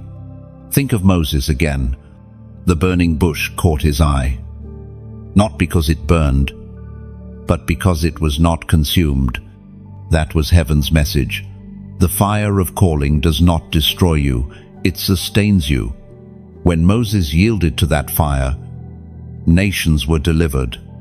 You too stand before your bush, flame, flickering, waiting for your yes. Consider also Isaiah. Touched by a coal from the altar, the fire purified his lips before sending him to speak. That is how heaven works. Fire first, mission second. The coal burns away what cannot carry glory, leaving only what is fit for use. Your trials have been coals. Your pain has been flames, not to ruin you, but to refine you. Chosen one. Fire also attracts warfare. Do you wonder why you have faced such resistance? Why your path has seemed harder than others? Darkness fears fire. Demons tremble at light. The very flame that makes you alive also makes you a target. But fear not, the fire is your protection as well as your weapon. Like the pillar of fire that led Israel, your flame confuses enemies and guides you forward. And do not think your fire is small. Even embers can reignite into infernos when breath is given.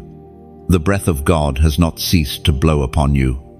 What you thought was nearly gone is about to blaze anew. The moments where you felt dim were not endings, only pauses. The flame still lives. There will be those drawn to your fire, and there will be those threatened by it. Some will find warmth and hope, others will recoil because the light exposes what they hide. Do not dim your flame to please them. A lamp is not lit to be hidden under a basket. It is placed on a stand to give light to all in the house. Your flame is not meant for shadows, but for visibility. Chosen one. Picture the ancient torchbearers in relay. Each carried fire across distances, ensuring it never went out. That is you. You are not carrying ordinary words, ordinary dreams, ordinary purpose. You are carrying eternal flame, entrusted to you by heaven. Your task is to keep it burning and to pass it on. But hear this, fire must be fed. Even holy flames require oil. Your oil is intimacy with God, obedience to His word, communion in His presence. Neglect the oil, and the flame will flicker. Tend the oil, and the flame will blaze. Do not confuse fire with emotion. Emotion fades, but true flame endures because it is sustained by heaven's oil. Chosen one, I tell you this with urgency. Guard your fire. Do not let distractions steal it. Do not let compromise dim it. Do not let fear smother it. Feed it daily with prayer, with worship, with surrender. Surround yourself with others who burn, for fire spreads in fellowship. Avoid those who only pour water on flames, who mock, who belittle, who resist. Your fire is too precious to expose to damp places. And know this, your fire will be tested. Winds will blow. Storms will rage. Shadows will press in. But the test is not to extinguish, it is to prove endurance. Like gold in the furnace, your flame emerges pure after every storm. So lift your head, beloved. Feel the fire in your bones. Recognize it for what it is, not annoyance, not restlessness, not accident, but divine compulsion. Heaven set it there before you knew your own name, and heaven will not let it go out. You are a flame bearer, a carrier of light, a torch in the night, a chosen one whose very existence terrifies darkness. Walk in that truth. Let your fire blaze. Let it draw, purify, reveal, and guide. And above all, let it glorify the one who lit it in you, for your flame will not die. Chosen one, it was lit by eternity itself. Chosen one, there are thresholds in life where you sense everything is about to shift. You stand at one now. Behind you lies the landscape of all you have endured, the valleys of shadow, the nights of silence, the weight of waiting. Before you lies the horizon of fulfillment, the dawning of promises, the unveiling of destiny. This moment is not casual, it is a divine crossing, a Jordan River moment, a step from wilderness into inheritance. The ancient words proclaimed in the book of Joshua, chapter 3, verse 5, consecrate yourselves, for tomorrow the Lord will do amazing things among you. Chosen one. Consecration is not merely cleansing, it is preparation. It is the deliberate setting apart of your heart, your mind, your steps, so that when heaven moves, you are not caught unready. The Israelites were told to wash, to purify, to separate, not because God needed ritual, but because hearts needed readiness. The amazing things were sure to come, but alignment was required. So it is with you now. This threshold demands more than casual faith. It calls for resolve, for clarity, for laying aside what cannot cross with you. Egypt could not enter Canaan. Fear could not walk into promise. Yesterday's chains cannot fit in tomorrow's victory. That is why heaven has pressed you to release, to let go, to shed what clings, not because you were unworthy, but because weight slows destiny. Chosen one. Think of the Jordan itself. It was swollen, overflowing, impossible to cross in human strength. Yet when the priests stepped into the water, carrying the ark, the river parted. The miracle came not before the step, but after. This is the same call upon you now. The crossing will not open until you step, until you place your feet into the flow with faith. The miracle waits for movement. There is beauty in this design, for the crossing is not only about reaching the other side, it is about transformation in the process. Israel walked through water walls, seeing with their own eyes the impossibility, bowing to God's power. That sight sealed their courage. When you step into your own impossible, you will see the same obstacles bowing, doors opening, waters parting. Your faith will not remain theory. It will become testimony. But hear this. Thresholds always attract resistance. Just as Israel faced Jericho immediately after crossing, you too may encounter walls. Yet remember, walls are not denials. They are invitations for greater miracles. Jericho's walls fell not by human hands, but by obedience, by marching, by shouts of faith. So too, the walls before you will crumble when you walk in heaven's rhythm. Chosen one, do not fear the river. Do not fear the walls. Fear missing the moment.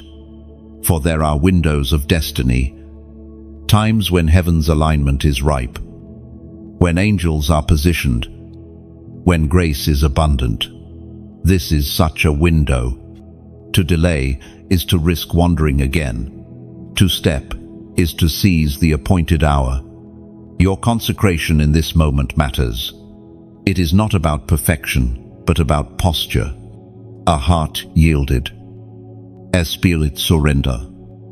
A mind focused, that is consecration. It says, Lord, whatever must go, I release. Whatever must change, I embrace. Whatever you require, I say yes. That yes unlocks tomorrow's amazing things. Think also of Esther. Her consecration was not a ritual bath alone, it was months of preparation, perfumes, disciplines, positioning, so that when her moment came before the king, she was ready. Had she resisted the preparation, she would not have been ready for the assignment, but she yielded. And when the window opened, she stepped boldly. So too with you, chosen one.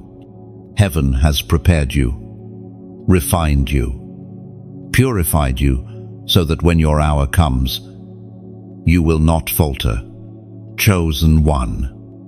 This threshold is holy ground. Heaven hovers, watching your posture. Angels hold their breath, ready to move at your step.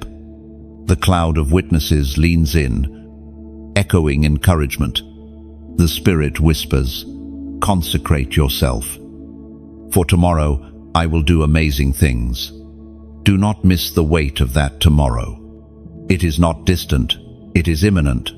But amazing things are not always what you imagine. They may not look like instant crowns or sudden palaces. Sometimes the amazing thing is strength you never had before. Sometimes it is doors you thought sealed forever, swinging wide.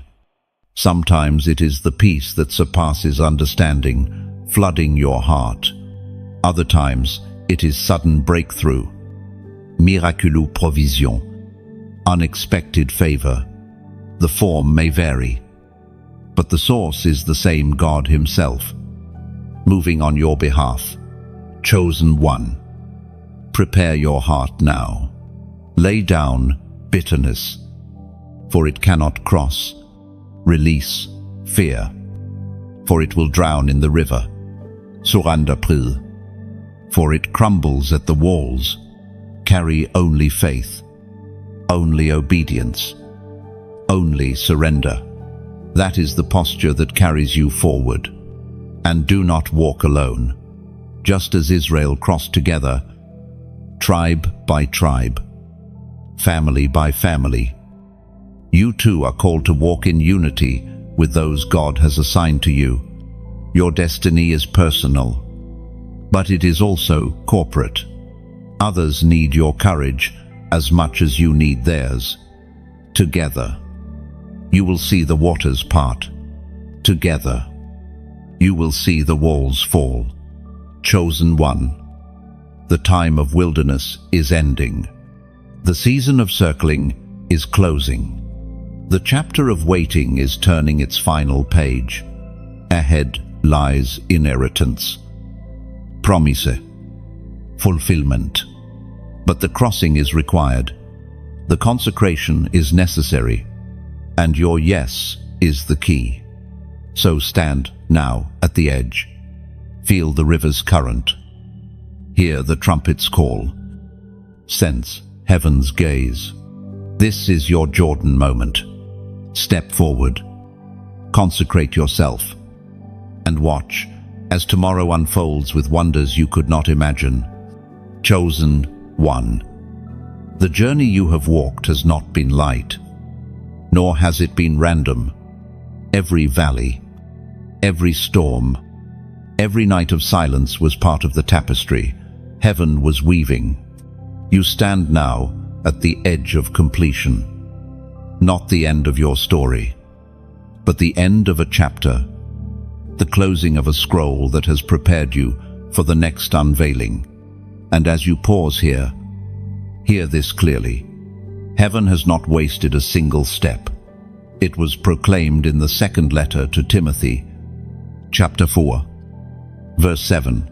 I have fought the good fight. I have finished the race.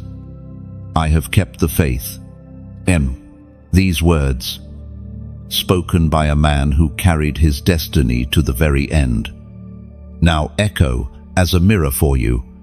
The fight has been real, the race demanding, the faith tested, but you are still here, still chosen, still burning, still marked, chosen one.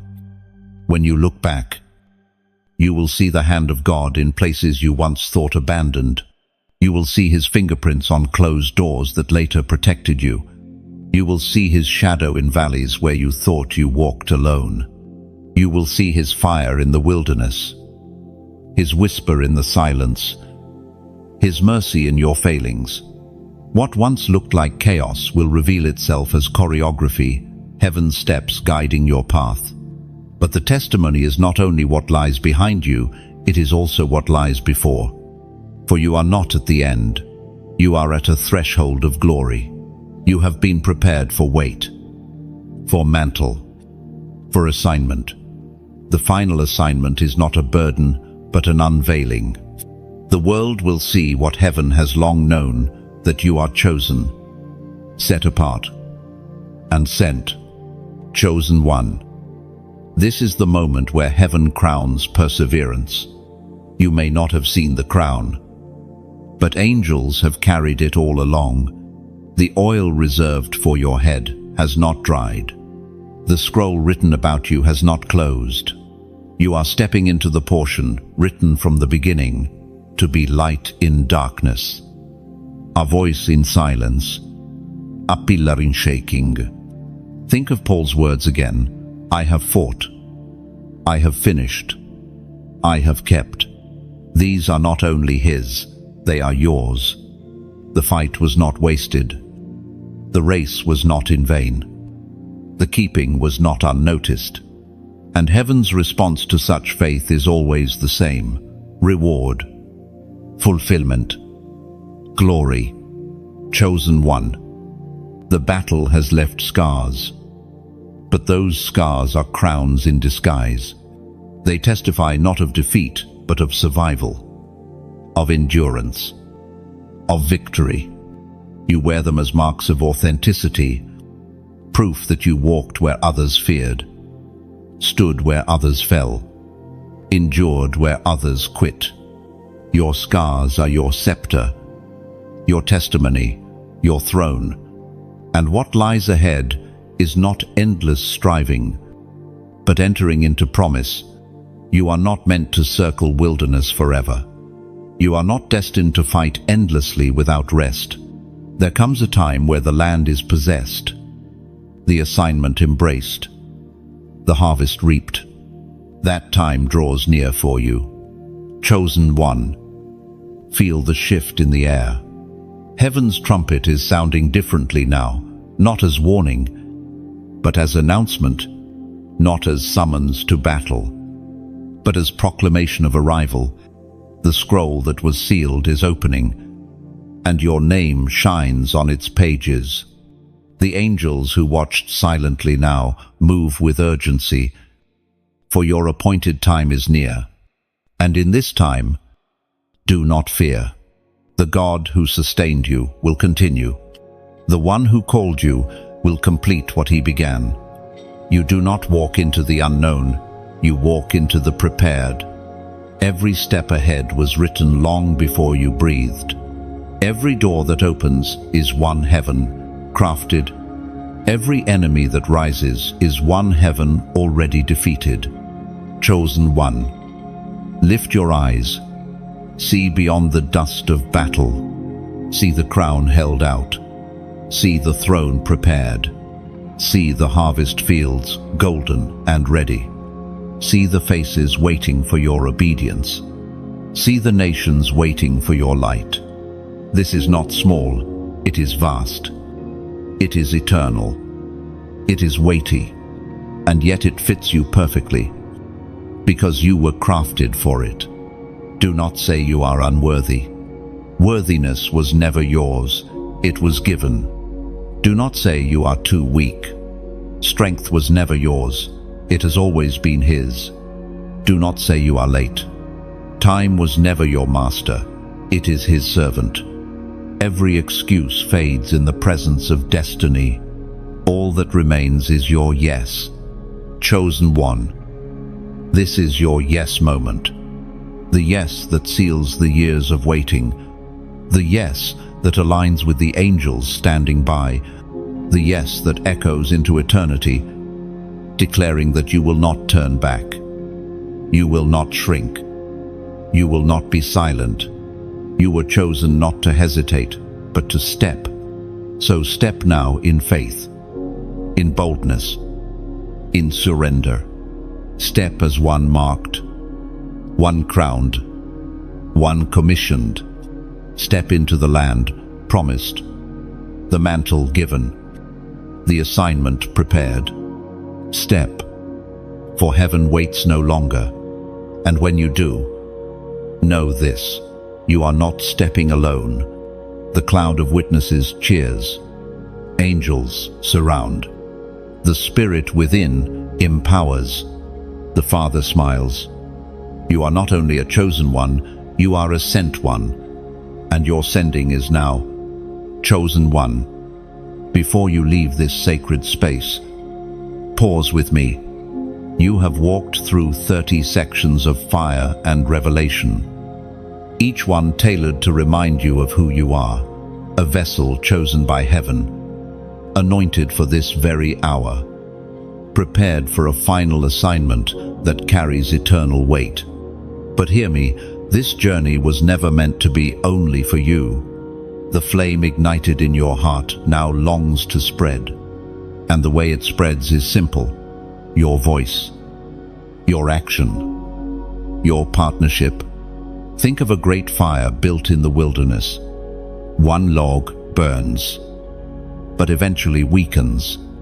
Add a second, and the flame steadies. Add a third, a fourth, and soon the fire roars so brightly that it can be seen for miles. That is what your like is.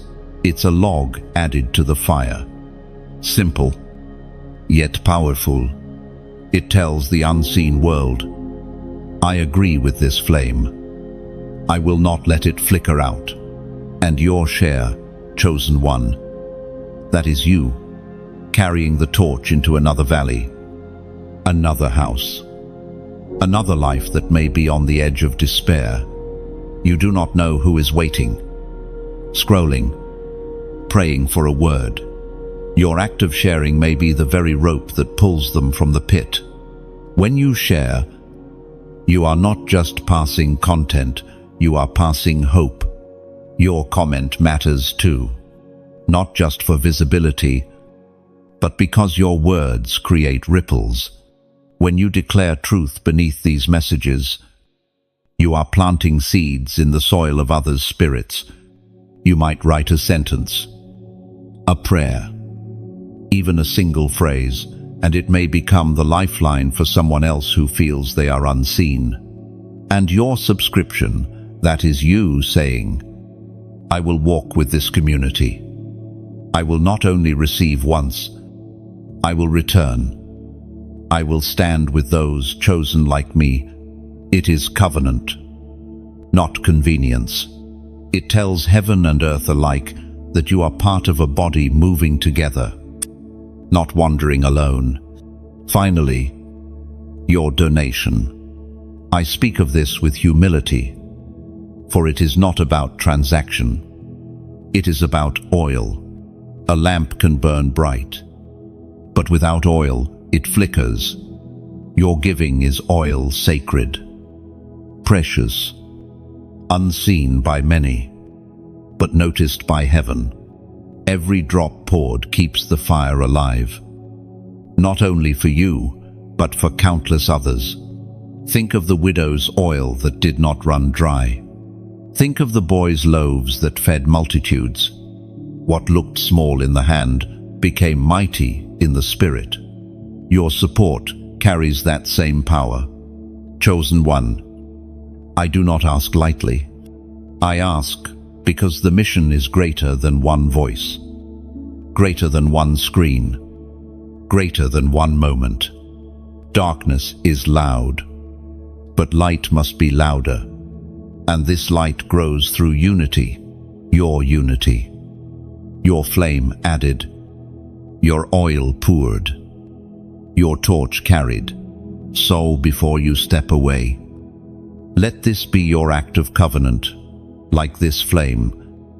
Share it with another soul. Subscribe so that you remain part of this flow. Comment to sow encouragement. And if your heart is moved, donate to keep the lamps burning. This is not the end. This is the beginning of something bigger than both of us. And your action right now determines how far this fire travels. Do not let it stop with you. Carry it forward. Add your spark. Pour your oil. Together, we will see darkness retreat and heaven's light blaze across nations.